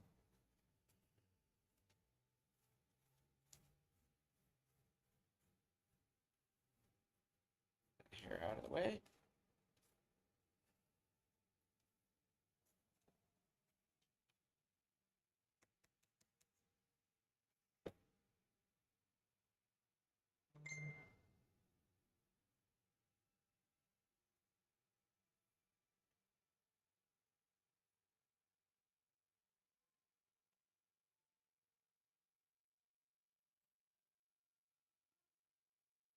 Okay. Just to go ahead and top it off. Use some from the actual jar here. The autumn evening. So it doesn't spill. So I can show you guys the actual quality look of that tobacco there. Look at that beautiful fucking golden brown tobacco. God, it smells so fucking good, chat.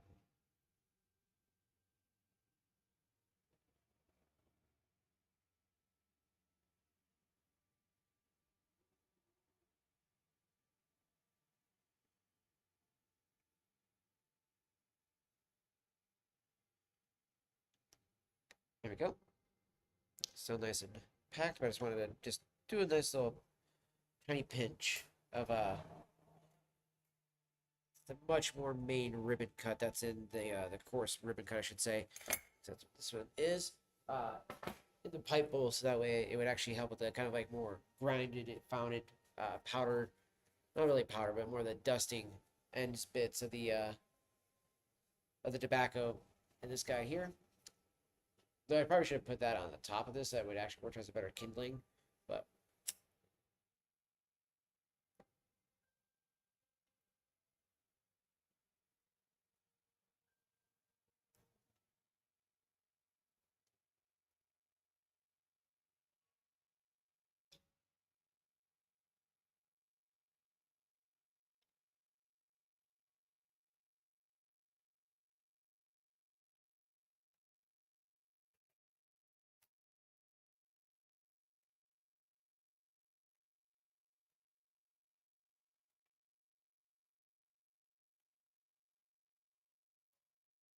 Can't really see it was a perfect even burn, and it was. Look at that.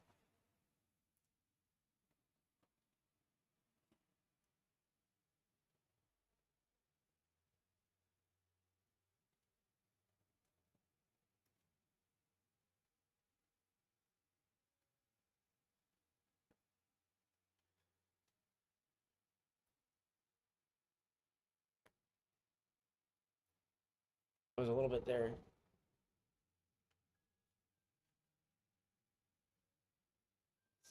A little corner it's not going to light, but that's okay. It'll light up. We're going to put it in the mouth like this, though.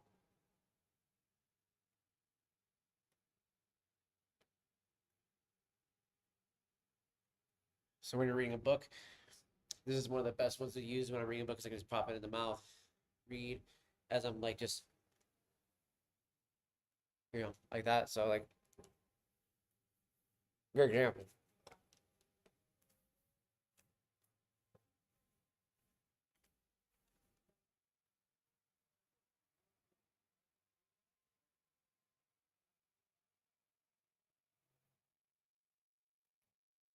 Like so. And then you can sit there as you're reading the page, just sit there and contemplate on it. You're like, okay, all right, yeah, I see what they were doing in that scene there.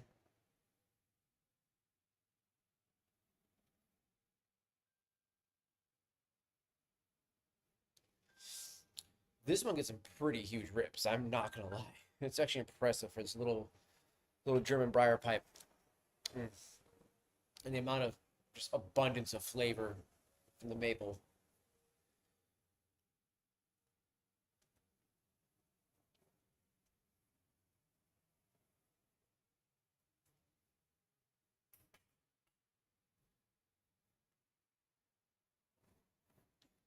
Funny too is I don't get much of the whiskey or the citrus note from this one, or even that much vanilla. It's pure maple off the German briar pipe. This is the one I usually smoke my English out of too, the haunted bookshop. So that's usually what I got roasting in this guy here is just a bowl of haunted bookshop because pack it up and boom, and especially because it's such a small bowl, I can conserve my English that much more because I fucking love this haunted bookshop. Definitely can tell I like the taste of tobacco.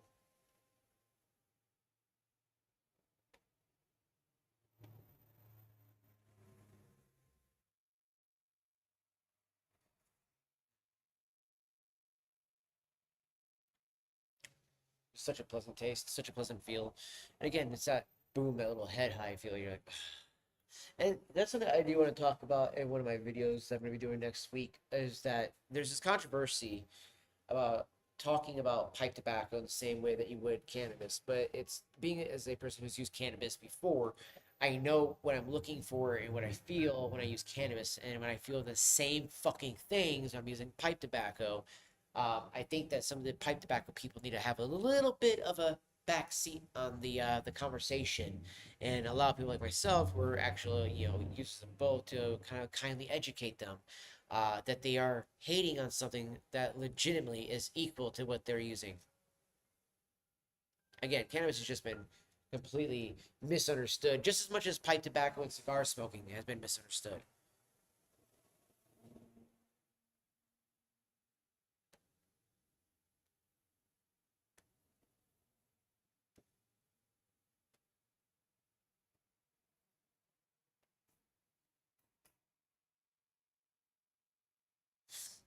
But they're willing to have the conversations about, tobacco being misunderstood, but never cannabis. It's quite weird.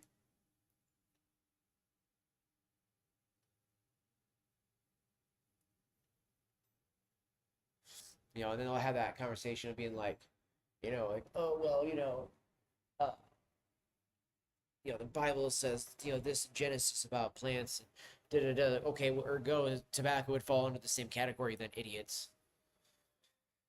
It's the stupidity of these things.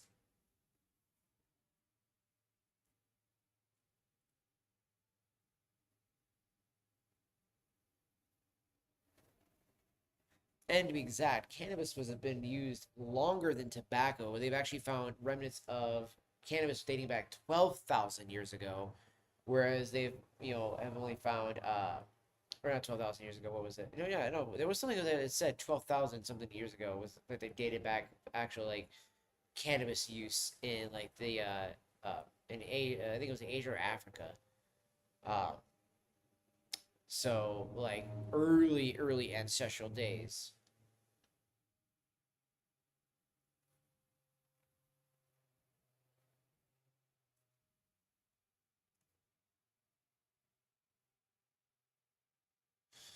So, and then you have, tobacco, which I want to say has only been used for the last 2,000 years. Um, Maybe even longer than that. I'd say tobacco, I would argue maybe it's like 6 to 8,000, whereas cannabis has been like about 12,300 years ago is when I want to say it was. So, again, it's one of those things where I do believe that both are just misunderstood, and I think that people need to actually have a better conversation about the two plants.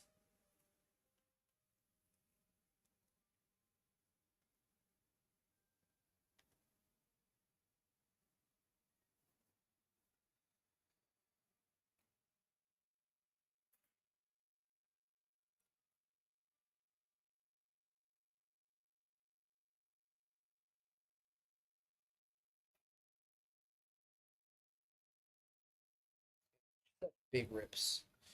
I was such a tiny little pipe. Dude, I was impressing myself with the haunted bookshop too. I had clouds just like billowing like I was hitting my vape, and I was like, damn.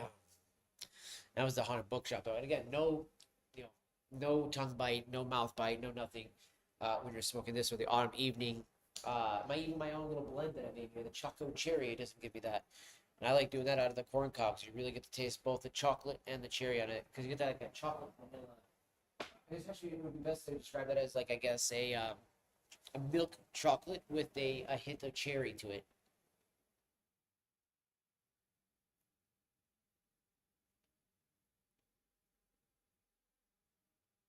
Instead of like a strawberry milk, it's like a cherry milk or a cherry chocolate milk. Yeah, that'd be a better way to describe it. Or maybe like the vibe of like you took the cherry and you dipped it into the whipped cream and grabbed some of the chocolate milk onto the whipped cream as well. So you have the benefits of all three, or even like some chocolate syrup on the whipped cream and the cherry and stuff like that. That maybe would be another best way to describe it.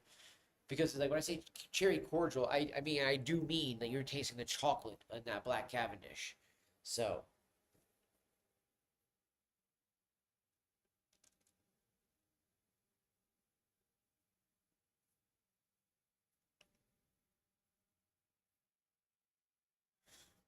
and the black Cavendish there, the BC8 by Lane Limited is just pure black Cavendish. That's all it is. Uh, and it has a natural vanilla kind of chocolate smell and taste of that tobacco as well. So whereas Virginias have much more of a kind of a rich caramel note to them.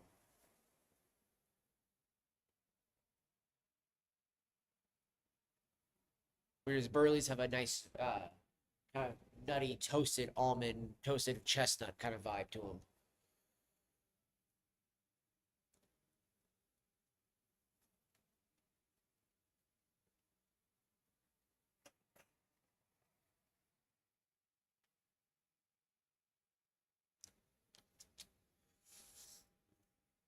Such a fantastic smoke though. Such a fantastic smoke, chat.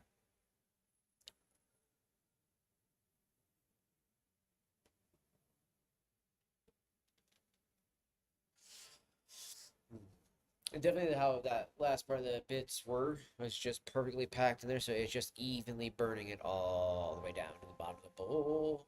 So I do love when it does an even burn like that. You don't have to mess with it too much. So And again, I did mess up in the early days of this of owning this and the two other briar pipes I have. This one and the other apple or billiard briar that I have that my buddy is actually borrowing.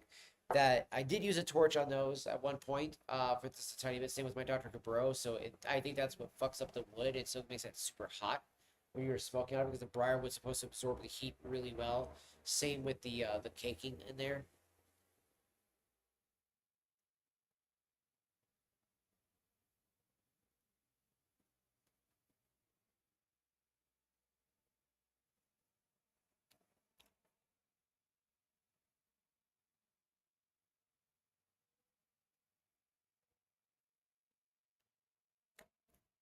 Have you ever been told to do the honey trick, which is just to take a little bit of like honey in your pinky and wrap it around the bowl, lightly, just lightly coating it, and then you let it kind of sit there and dry for a bit. Then you load your bowl in there, you smoke that, and the sugars and everything like that will break down up against the wall, and it build a nice kind of even layer of caking against the entire pipe. It makes it do it faster than having to do it over the course of like about a month is how long it usually takes to build a proper even layer of cake is what I've been told in the pipe.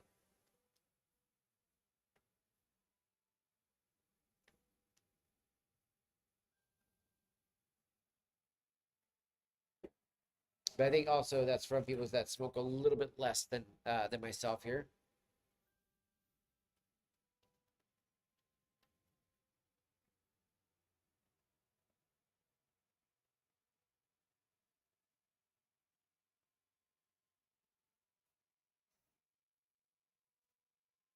And I think, and honestly, that's kind of like why I would argue that is just because of the fact that I do smoke my pipe a bit more throughout the day. So I think I would probably build up a cake in my pipe a lot quicker than most other people are.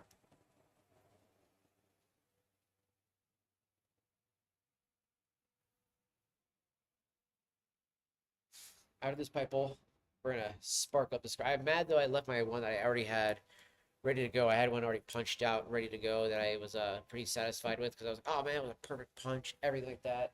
Super happy with it. So the cool, I'm gonna be glad to smoke that one. So I was like, damn it. So, but I might also go stop by the cigar lounge and possibly go pick up a cigar.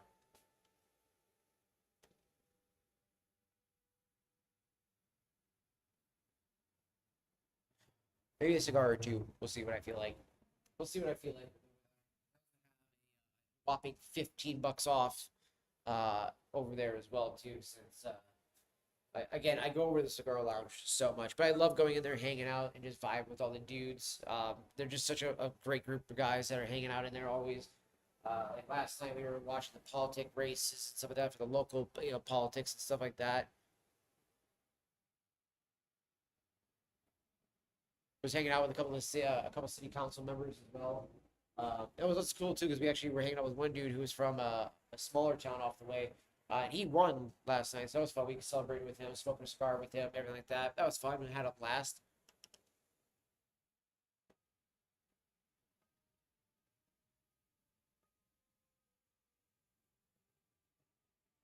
And yeah, that's one of the reasons why I enjoy going to the lounge. You meet all kinds of cool people from around the area by going to somewhere like that.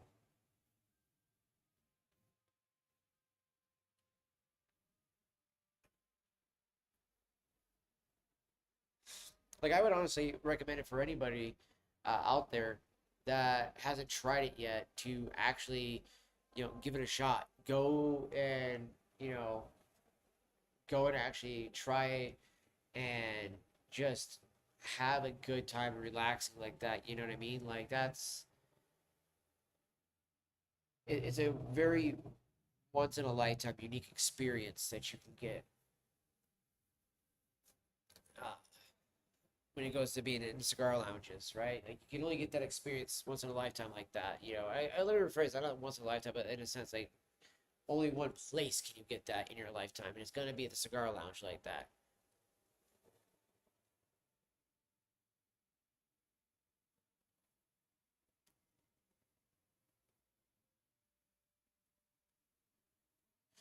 Like you'll meet all kinds of people from all walks of life just for the one common thing, the shared love of the leaf. Now I won't lie. Again, I do wish that back in the day when I first started here, right, that was kind of actually the way we did things here at the shop, was that we were much a lounging kind of shop. Like you could come in, you would buy your vape products, but you would usually come in and hang out with everybody. You know, you'd come in and vibe, sit at the table for a bit. You know, load up your vape, and then you know, usually take a couple of rips, bullshit for like maybe an hour or so, and then you were, you know, off on your way. You know, it's kind of how it used to be here in the early days. And I really do miss those the most, because that was like, in my opinion, when it was like the best in here. And I think when the customer had the most fun in here too, was because it was like you came in here to actually talk and vibe and get to know people, and you know, get to know the communities, the people in the community, I should say. Um, for something really important too, because like, you know, like we had a really horrible thing happen in this community not that long ago.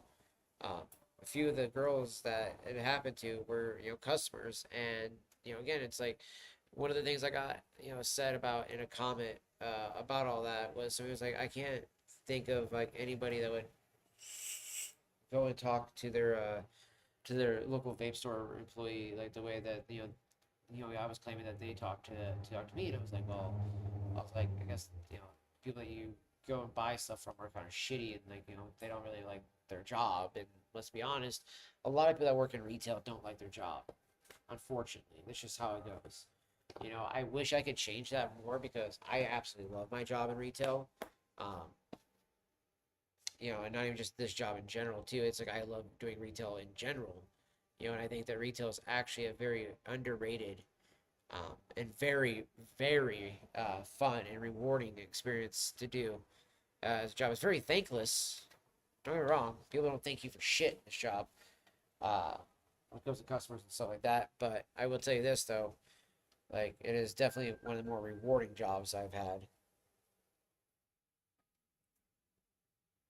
And I think honestly, it has to do with more so with the fact that this, I like to feel like I'm serving the community, and you are truly serving the community in this way. You know, you're, especially at the vape store like that I work at here, means that we don't have cigars and, you know, pipe tobacco and stuff like that. We literally are just a pure vape shop trying to get people to quit smoking through and through.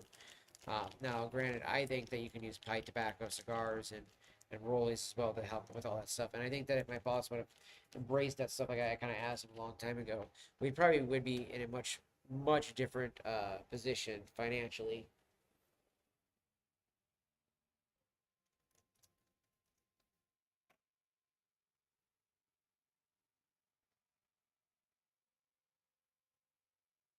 But as one of the customers that's known my boss longer than I've known the guys that work, like him and his brother, I didn't know them as long as he knew them. And what you would call it? He made the comment that, you know, my boss is just kind of scared to spend the money and commit to certain things, and I can understand that and agree with that. That's a fair assessment, and I can understand why though too at times. And it's kind of hard to explain it to the guy who was, you know, talking to me about it, because you know he's seeing it from a different kind of point of view. And I try to explain to him about like, the whole regulations and all these other things like that. And after a while, I just kind of let him just keep going.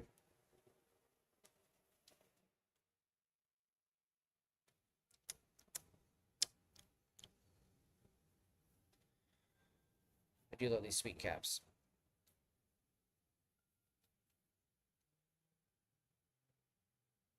but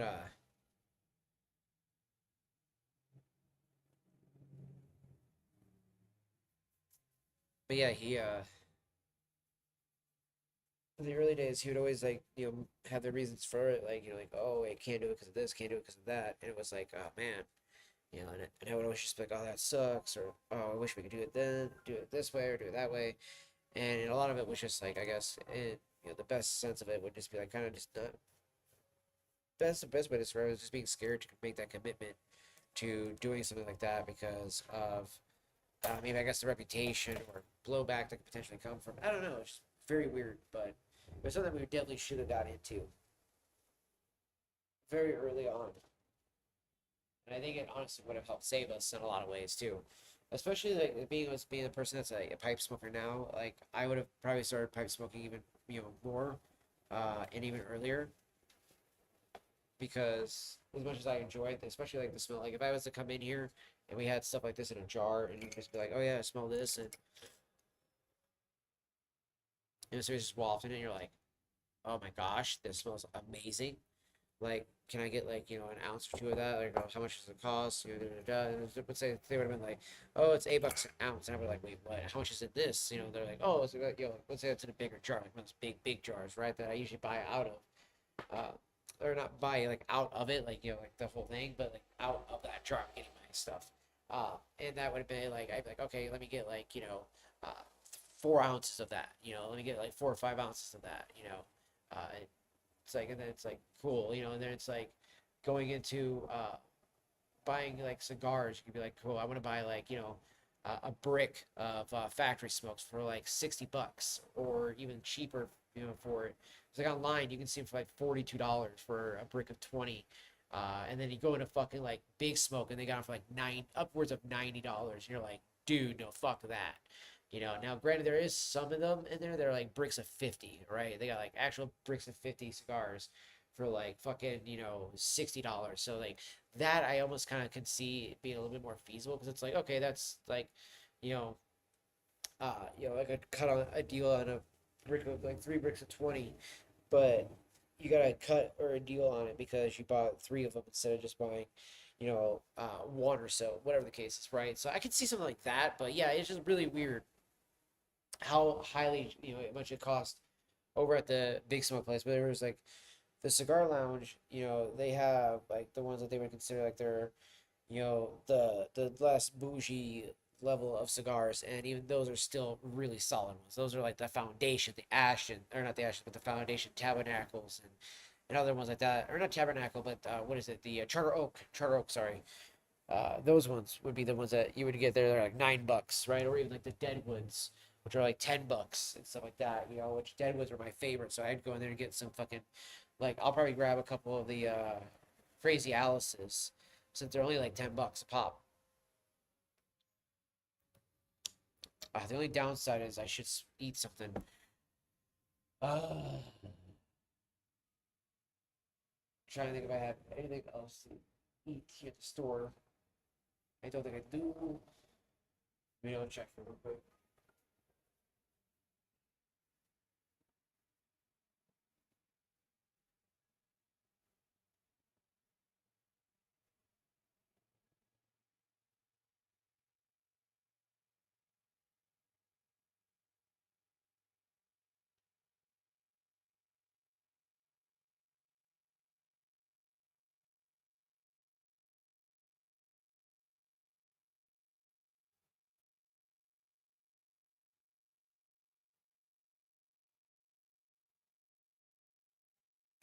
Yes, it's a little bit different smoking one of these.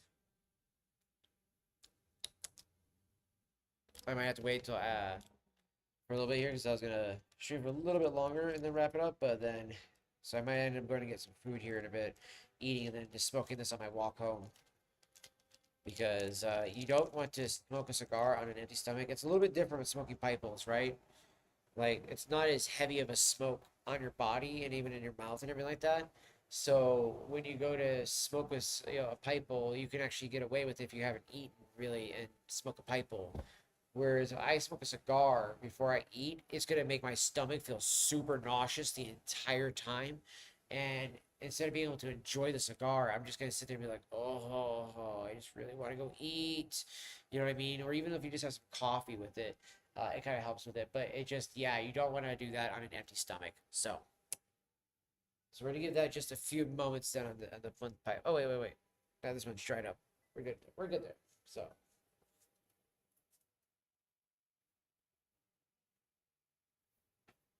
I've been doing most of the autumn evening. I think I'm gonna actually go with some lane 1Q here.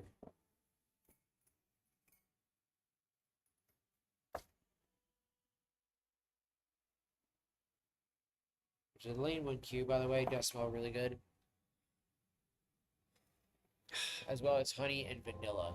Or yeah, honey and vanilla is the main flavor you're gonna get. You smell the honey in it as well.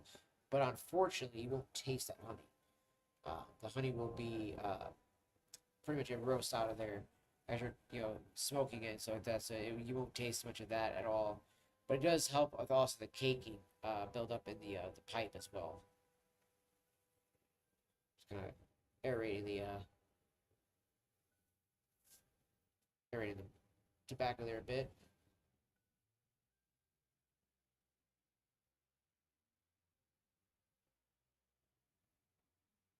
It's bunched up there actually a bit.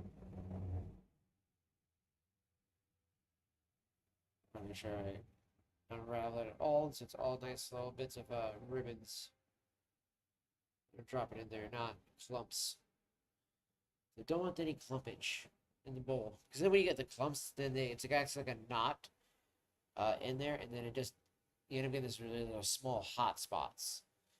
Just a cluster of the tobacco, then just trying to heat up in that little ball instead of it heating up in a proper, actual like layered manner. Or it's like a bunch of strings layered on top of each other, folded and folded and folded. That's kind of how I look at this when I load this because of how long these ribbons are. I mean, look at that. Just get a nice little press. You're not pressing too hard, so you don't want to screw up the airflow or anything like that. So I know there's a lot of people that do like the whole like, oh, you gotta pack it like this, and you gotta pack it like that, and then you gotta do this. Like I'll either do the Jeremy Reeves method if I see stuff that I have that's like a big mixture of like ribbon, little bits, and then stems. Then what I'll do is I'll make like a campfire, is what I call that, or the Jeremy Reeves method, which is you're basically doing what you do to build a campfire. So you work with your logs, you got your medium sized pieces, and then you got your kindling, right? So that's kind of how I'll work it in a lot of ways like that. But when it's more along the lines like this, I will just pack it in a way that makes it so that the airflow is uh, is perfect, right? So that way.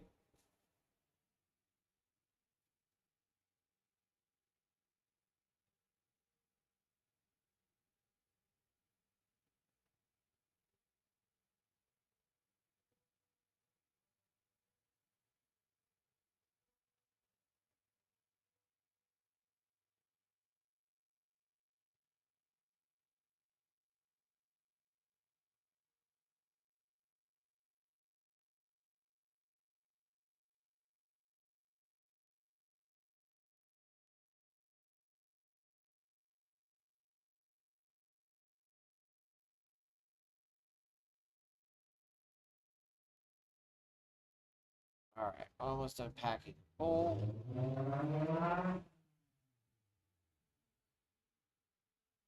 between this one and the chocolate cherry that I made, everybody in the house loves the smell of the three that I do.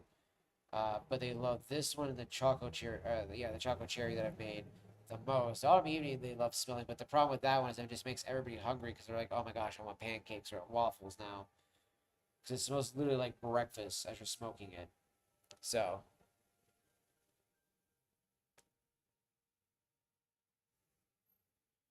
is he still doing the VTuber thing, or did he stop doing the VTuber?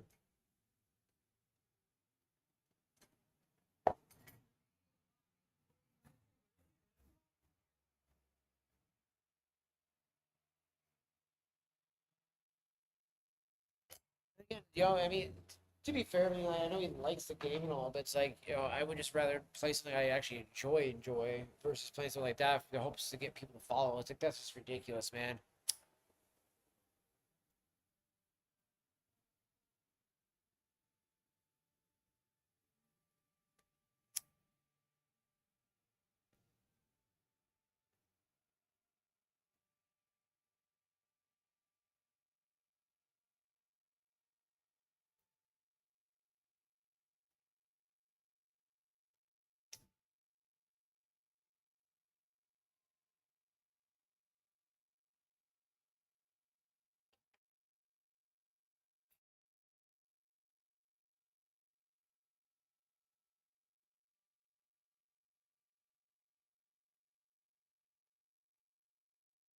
It's so cringe too, because it just doesn't even fit his style, honestly.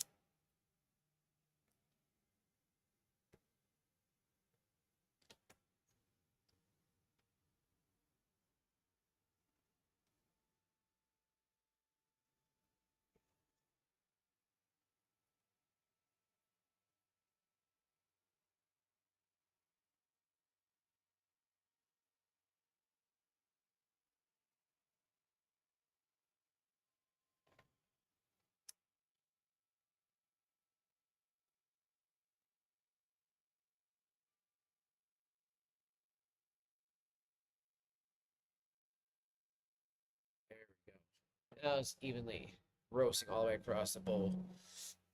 But yeah, his death bunny thing though, it doesn't even make sense because it's not even something that like fits his like his persona.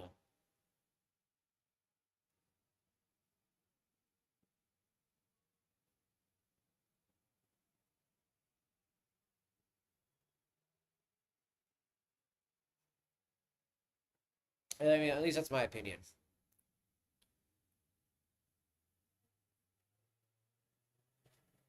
And it has been a slow fucking day today, actually.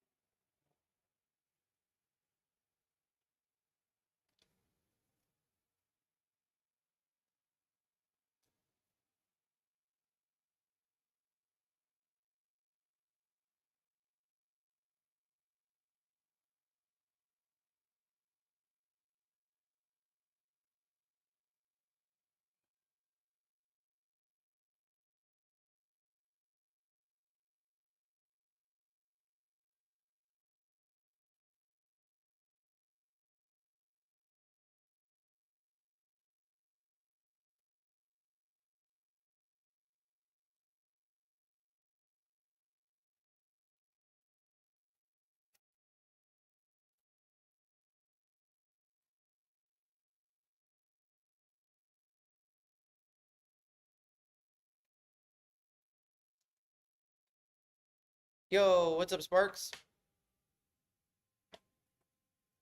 How's it going, brother? Who's Doodoo? Doodoo is voodoo that we talk about, righteous voodoo.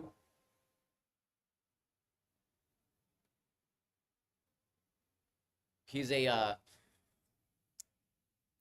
sadly enough a friend of our channel, of both of our channels, mine and Fox's, and a few other of our friends. And he went from being the dude who's always like mouth agape all the time, hanging out, playing video games like Fortnite, trying to get people to be his followers by like begging them in a lot of ways, to literally now being a VTuber, just chilling yo. Nice, nice. Good to always hear that, brother. It's always good to hear that.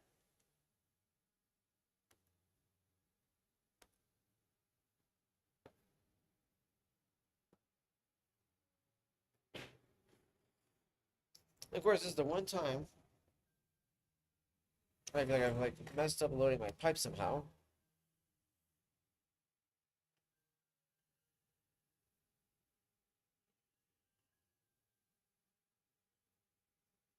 I was just like, is there already moisture buildup in there? No.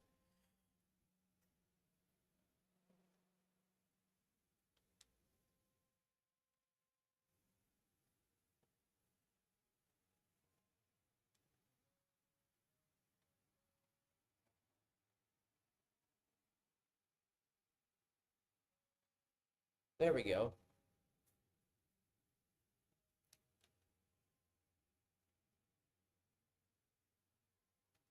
I mean, at least he's getting some views fucking finally. But of course, like again, he's only doing doing well. I feel like now more so because he's finally got the little kids watching a VTuber thing.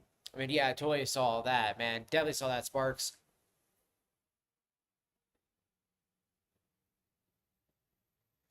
Dude, apparently, what is it? Was it the mayor or the governor? Didn't he say down there that you guys put like a 100% tariff or something like that for anybody who comes down there?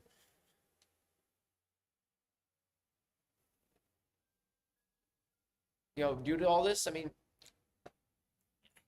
everybody tried to warn them. Everybody tried to warn them. You are going to fuck this up, and you're gonna elect somebody who you're not going to be not only just not happy with, but you think that he's on your side now, especially all these like pro gay, Palestine people and stuff like that. You're like, what the fuck are you like? Literally, you are the chickens trying to promote KFC.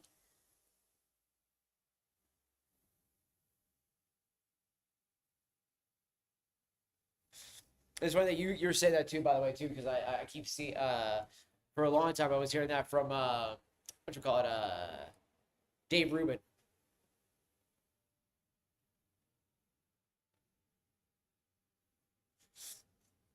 Texas. Well, yeah, go to Texas. It's such big land. There's always more room for everybody there, right? That's always their gimmick. There's always more room for everybody because there's always more land to be had.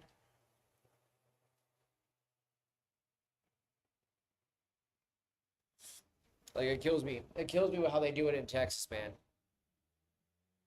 But to be fair, though, I mean, look at the economy that's going there with Texas. Though they're doing fucking gangbusters, especially now. I mean, you got what is it, Tesla that moved out to Texas now because they fucking of all the shit that was going on with California and stuff. Like, did he move the X headquarters too out there, or was it just Tesla?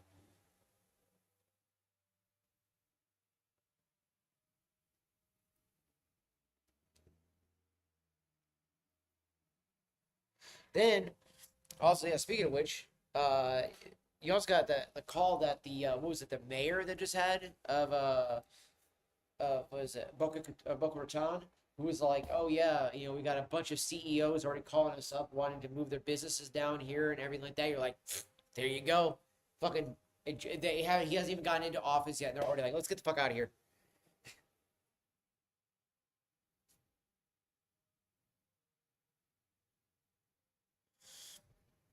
Oh, Texas governor is the one with the tariff. I thought I heard that Florida, somebody from Florida was doing it too. 'Cause Dave Rubin was talking to the mayor of, I want to say the mayor of Boca Raton. And I thought he said that there was somebody in the governor of Florida was also doing the same thing. Wasn't it Ron DeSantis? That's the governor.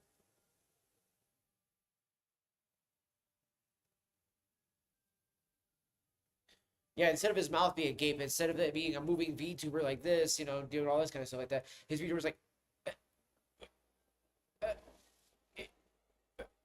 like that's what it does. I swear.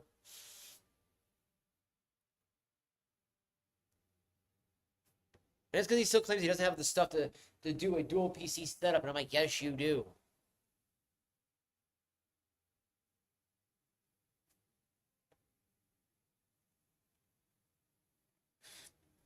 But even still, though, even if it is just Texas doing it, it is absolutely fucking hilarious, though, for somebody to be doing that at all. To be like, yeah, we're not. Okay, I gotta go around.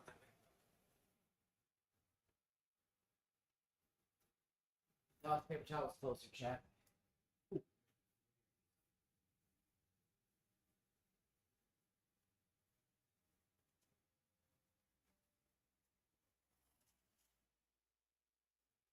Damn, I watched that blow out so much right there. This PC can't handle the PNG too. Yeah, no, it can't. Which is so sad too, because it's not that big of a fucking like a model or anything like that. It doesn't have like a bunch of jiggle effects or anything like that. And yet he still can't get it to run on his new PC because why? He's trying to do games, PC, and stream on the new PC. As I try to explain to him, that's not what he needs to do. He needs to do dual PC.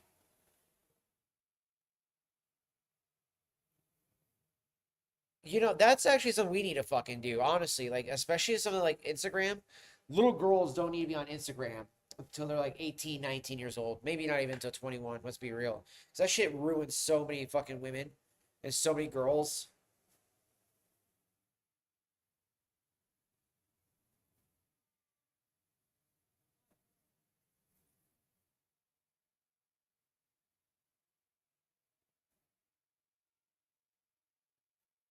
Whether it be the uprooting of their self image or their confidence or doing the whole fucking fat acceptance shit, dude. Yeah,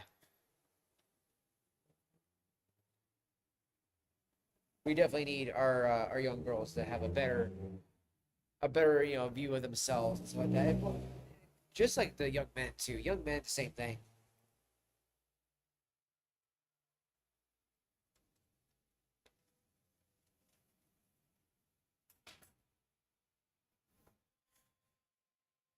And I am though surprised. I should say actually I am not surprised, but I am and I'm not about the whole Mom Donnie thing though, Sparks.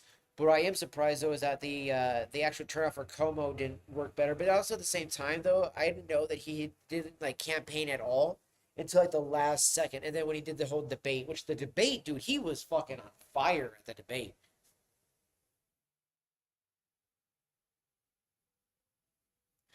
And also, I think C West should have endorsed Como as well. I think he should have done it.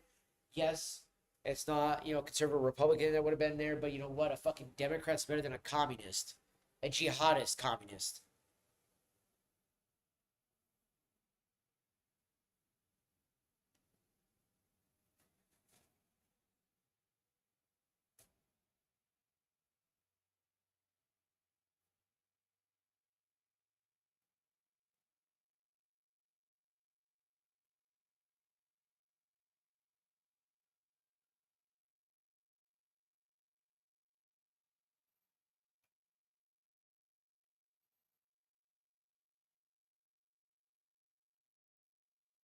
Man, that Lane 1Q, man, the vanilla, it just tastes so good,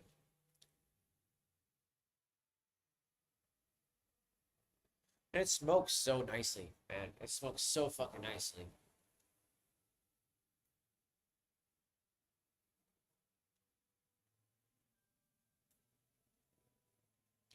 Such a fantastic smoke. And it is a very dark night, dude. It's so crazy. It's only 5 o'clock, like 5 fucking 16, and literally it's pitch fucking blackout as if it's midnight right now.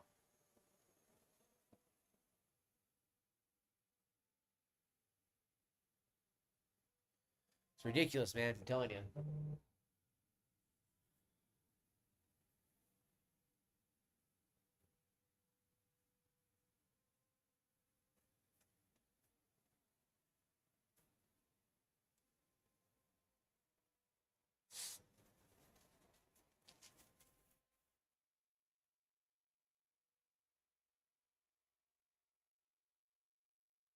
Also, we'll be doing a stream too when we get home tonight as well, too, chat.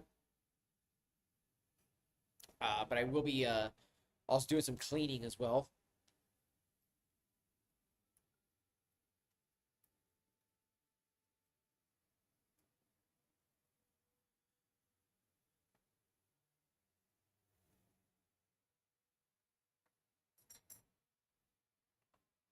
I mean, good for you, bud. I mean, it's a weird claim to have. I mean, most people probably, I'm sure, taken a legal form of it. I'm sure when they've gone to the doctors.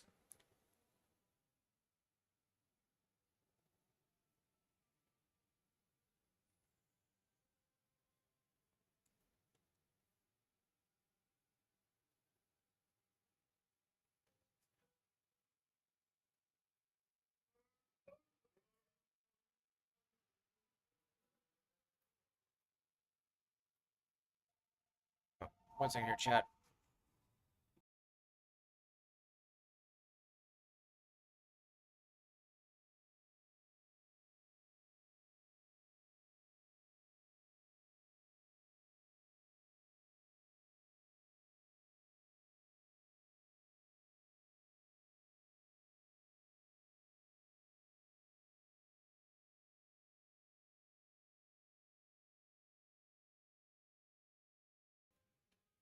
It's always so weird when people like call me, but then act like they know me, and if they do, they don't tell me who the fuck they are, and expect me just to know them by their voice, and then be like, "Do you have this such Brandon by a juice?" It's like you, if you've been here before, you know we don't. It's kind of funny. It's just weird, especially because it's just the way it comes off. It's like somebody having like, uh, been here before. But if they haven't been here before, and the arson that knows me, then it's like again, if they just tell me who it is, then I would know that why they were like, didn't know or anything like that. It makes more sense for me. Oof. Also, between today and tomorrow, I need to go get more of these cotton pipe cleaner, just the pure cotton ones, because I do tend to use more of these than I do use the other ones, especially with the stem here. Usually needing a good swab out like this, usually.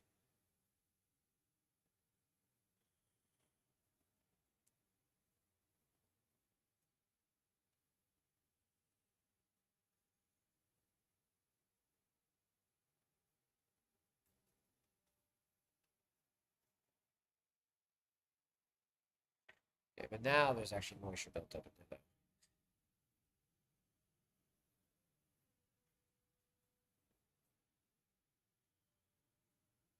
We're gonna try to keep that dry as well, so that way we don't get the moisture in the mouth. Because the 1Q does actually have the most moisture built up too.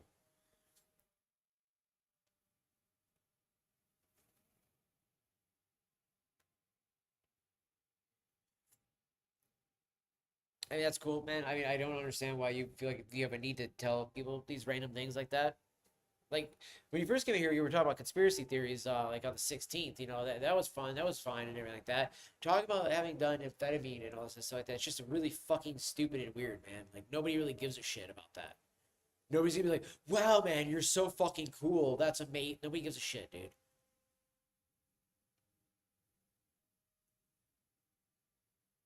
I'm just being honest, dude. You can hate me for it, but I'm just being honest. It just looks really dumb.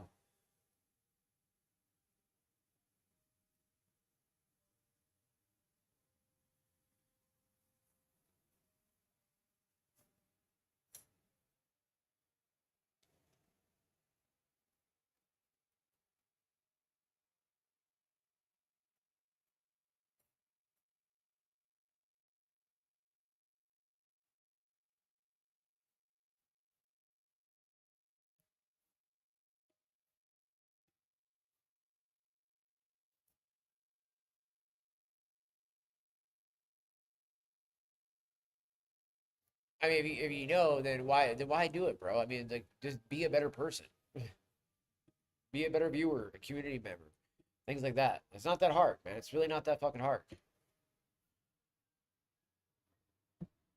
Also, yeah, I was gonna react to this video, I think, but I think what we'll do is we'll wait till later on. If you guys want to check out the video ahead of time before I get home,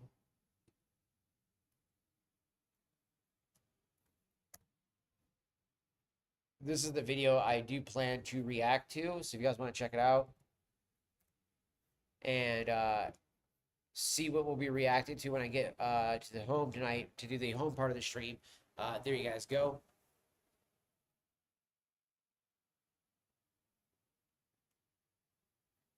And mainly just because of the fact that I think that those that video over there specifically will be a good one to go over the crazy shit that Miz is one not only accusing uh of everybody of and stuff like that for the defamation thing, but it's also crazy to see the actual like records that we have of him being abusive from all the way from Maya all the way to fucking Imiru and all this stuff that coincides with a lot of stuff that Maya would talk about, being like, oh yeah, I was dating a guy who would go 100 miles an hour, try to risk both of our lives, and da da da da. And it's like all of a sudden, Emery talks about how he tried to, kill himself because Mr. Fucking Beast didn't ask him to be in a video. Like, what the fuck, dude? Like, you're not that popular as it is, Miz. You are a nobody, Mizkif. Like, truly, I know more people who know of every other streamer out there than Mizkif. They know less about Miz than they know of any other fucking streamer out there.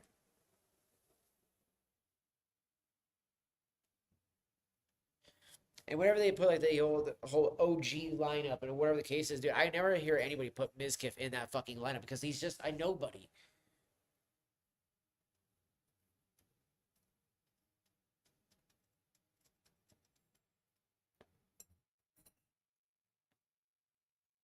Like I know nobody who actually watches Mizkif, like truthfully. Um, like even in our communities and stuff like that. Out of the 800 plus people I have on Kick, I've never had anybody be like, "Yeah, dude, Mizkif is awesome." I mean, like I've never heard anybody talk about Mizkif. Other than maybe a negative thing. Oh, did you hear that Mizkif was accused of this? Did you hear Mizkif said this? Did you hear that Mizkif was covering up for this? That's all I've ever heard.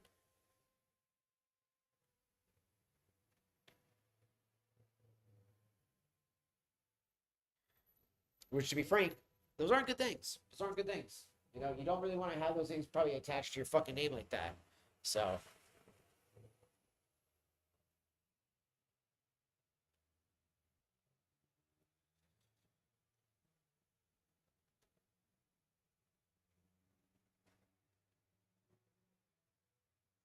even the retro hail still got a good taste and smell to it. Yeah, I do love the Lane 1Q. I have just not smoked much of that since I got out that evening. I have just been going to the evening like crazy. That and the Haunted Bookshop because I love both of those so much.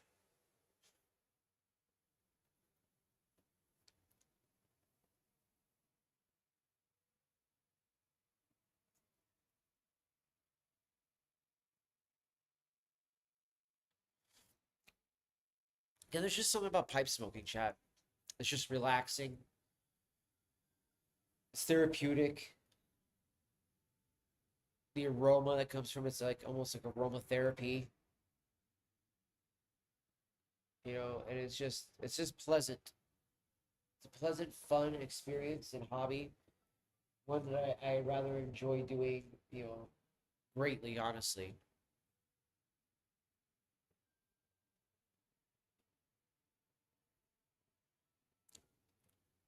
And when I originally went to do this to replace the, I shouldn't really say replace, but to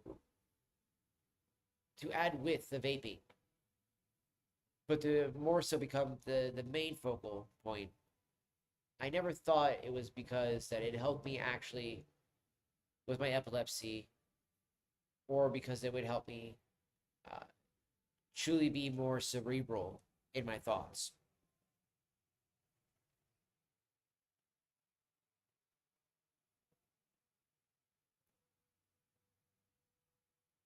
King Graham 414, welcome in.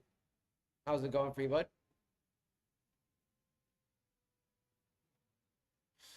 I will say, pipe smoking though has definitely been a very much more relaxing uh, and enjoyable experience. That is for sure.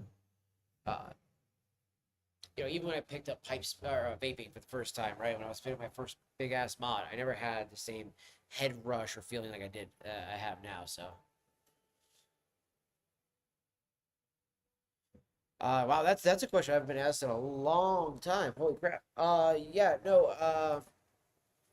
Let me think here real quick. I've been asked that question so long. I'm trying to think real fast.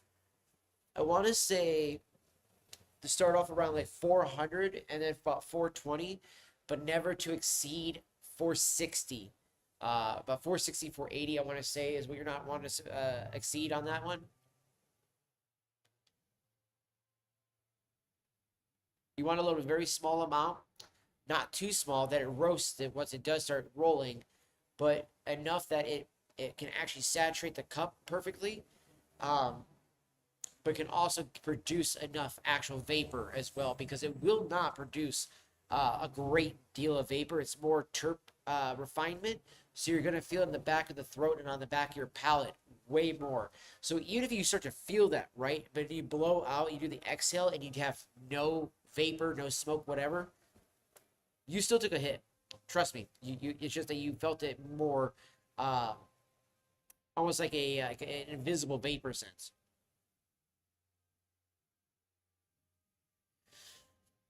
The best one I would say for higher temps would probably be the Sick Cup. I think it's called. It's either the Sick Cup or the ALN Cup. It's like the no, I think it is the Sick. But it's the highest rated cup that you can do. But you can literally run whatever temperature you want, and you're gonna get a good hit no matter what. Technically though, you could run the fucking ceramic cups at like, you know, 5, 6. I run my ceramics at 500 degrees. I usually start each dab I do on the Dr. Dabbers at 500 to 520. And then I usually only cap at about 600. That way I only do the 800, 1,000 degrees technically. Because once you get it to, once you're trying to do the self clean mode on the cup thing, you raise it all the way up on the last 700 one. Technically, it would be in the 800 range when it starts flashing the red. But it goes up to about 1,000 degrees to cook out the excess shit that's in the cup. And then you can swab it all out, wipe it all out, everything like that, which is really handy to do. But the hey, yeah, no, the aluminum cup is the ALN one. So no. So it wouldn't be that one. It would be the sick. The sick cup is the one I want to say is the best one to use because it's going to be able to actually like handle, like if you wanted to do a 700-degree dab, you could do a 700-degree dab off that one.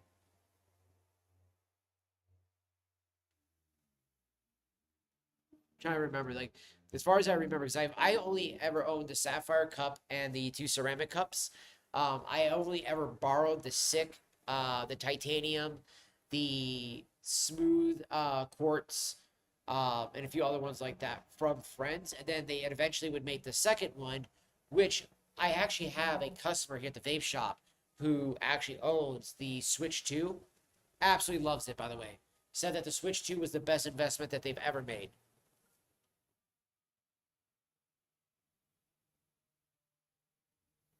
And they were like a hardcore Puffco user. Like that's all they would ever use as a Puffco. So that's definitely saying something too, right? For the Switch 2 to literally outbeat the Puffco of any kind. Like they own different models of the Puffco, and they're like, it does not matter what attachment you add. They're like the Switch 2 feels like an old school torch and banger hit. And they never used the first Switch, so I wish I could get them to try out the first Switch that I have. Then they would definitely check it out because I think that then I could get a gauge of how much of an increase is the two over the one, and is it worth if you already bought the one? You know what I mean?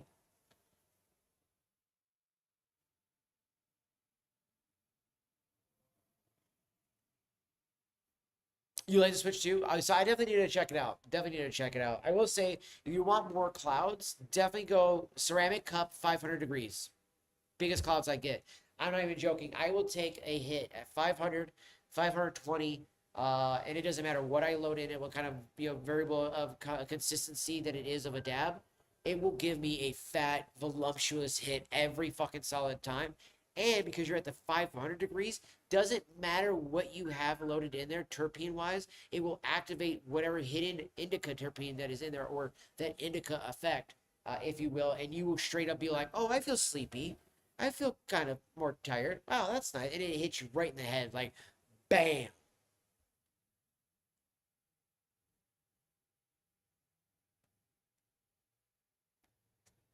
I'm definitely looking forward to getting the two, right? I would love to get the number two, just because also one of the reasons why I love my Carta is the phone app, right? I love the Carta for the more portability, the phone app, everything like that. And then the fact that it has so many customization options on the Switch 2 is just mind blowing. Like when the guy was telling me about like every option that you have the Switch or on the Switch 2 to customize, I was like, wow. When you compare it to the Switch 1, where you just hold down a button and you can change your setting to be like, all right, I want to add, to be a 30-second heat time. Oh, do I want to do advanced mode, or do I want to do, preset mode? Yeah. Oh, crystal mode. You also got that. Don't forget about the crystal mode.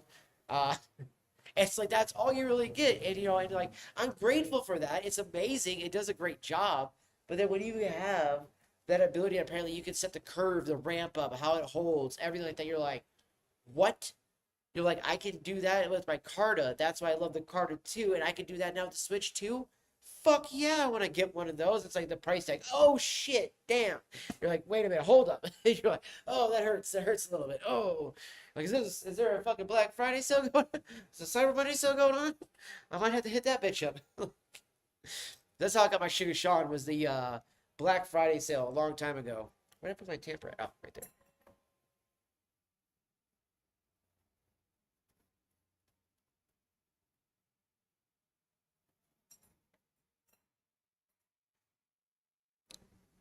That was it was fun. That was fun to actually answer a question like that. I haven't had a Dr. Dabber question in a couple years, so thank you for that, King Graham. I appreciate that.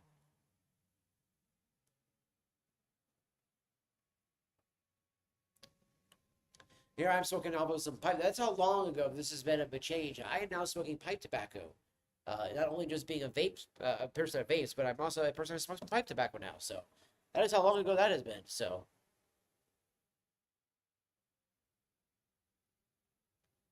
the sick cup is like it's listed as it's written like this. Or I can Google it actually, or do that.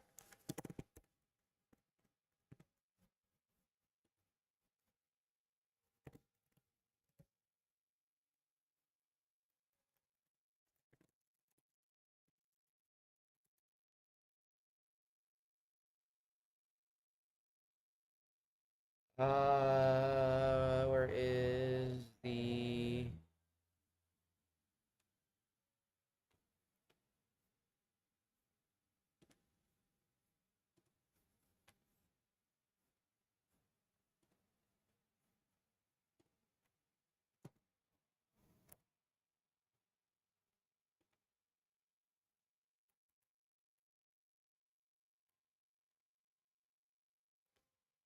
fuck?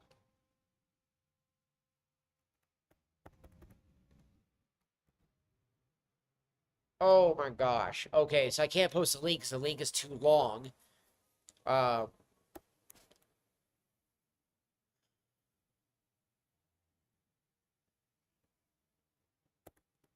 or do it this way.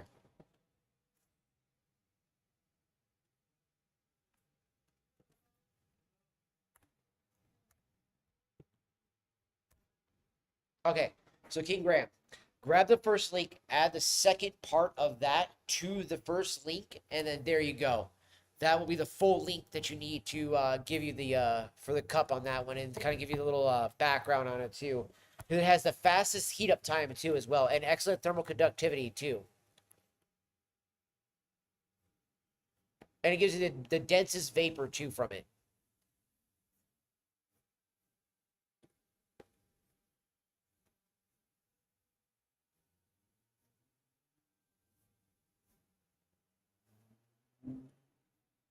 And that it seems to be the only other place I can find it because the ALN is the.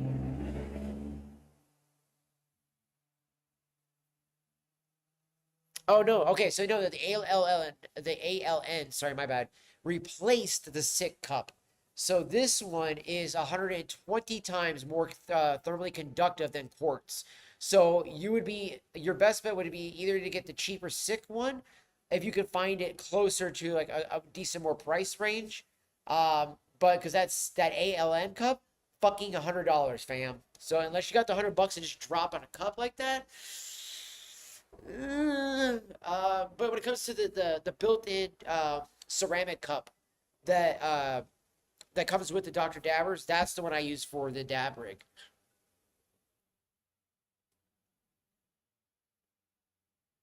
And that's the one I set for about 500, 520. I rarely ever use my sapphire cup at all anymore.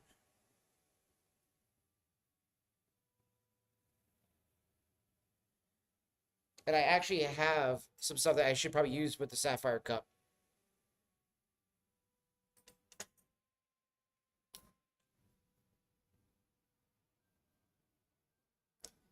Just did that thinking about that afterwards when I did with the whole dumping out ash. Like, oh, there was probably a bunch of moisture in there. I should probably, yeah, there was. Of course. Fucking course. It's good thing I didn't do that and then instantly try to take a hit. That would have been a mouthful of moisture right away, chat. So, but yeah, I'm definitely curious to try out the Switch 2. I've heard nothing but good things about it from everybody who's had one at least. So, definitely looking forward to it. But that'll be something I pick up way further down the road for sure. So,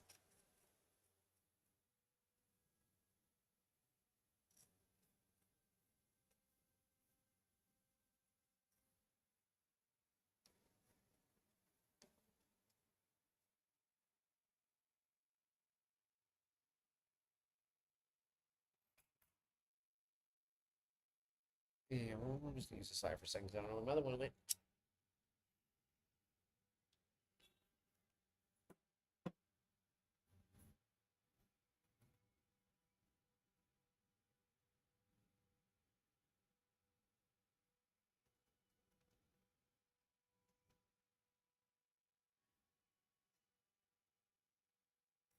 All right, yo. It is 5:40 here, though, guys. I'm gonna go ahead and definitely wrap it up here in just a moment. Your Samurai Cup was $79. That's about what I paid for mine, so that's about standard. There are cheaper websites out there too.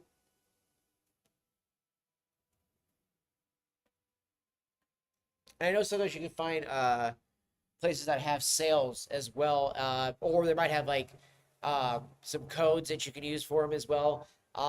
The other thing too that I would recommend is maybe using like Sezzle if you do something like that. If you're wanting to drop like $100 on something like that, because yeah, $80 for the Sapphire Cup is a little ridiculous. And honestly, I'm gonna be honest, dude. I think it's overpriced. I think that the Sapphire Cup is not worth the $80. Um, I did think that originally when I first used it, but after a full year of using it, it was nowhere near as fun as using just the regular ceramic cup. The ceramic cup I never had issues with. I didn't have to swab it out, do any of those other stuff like that. I can load a lumpy fucking dab in there and fucking just roast the shit out of it, and not be worried that I fucked up the cup in any way. Um, yeah, I just had less issues, less headache, and I got way bigger clouds. So like you, I wanted big fat clouds. I'm all about the taste. I love the taste. Don't get me wrong, but it's like I really want big fat fucking clouds. And the only way I was getting it was with the ceramic cup. So the ALN cup would probably be the best bet if you're gonna go with the Dr. Dabber Switch 1. But if you're wanting fatter clouds, I would ask, like, wouldn't the Switch 2 be better for that? Because I've heard people say that the Switch 2 delivers some voluptuous hits. So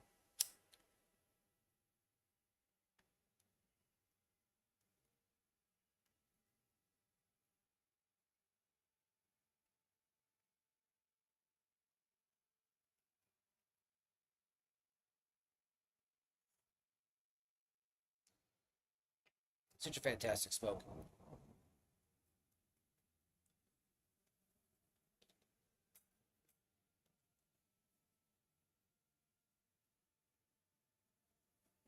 But we'll go ahead and wrap it up here, guys.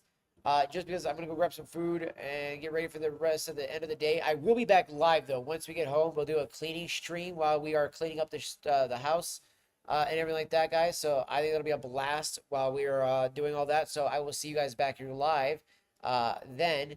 So be sure to catch us back here once we are at the house and vibing and hanging out with everybody. And I will see you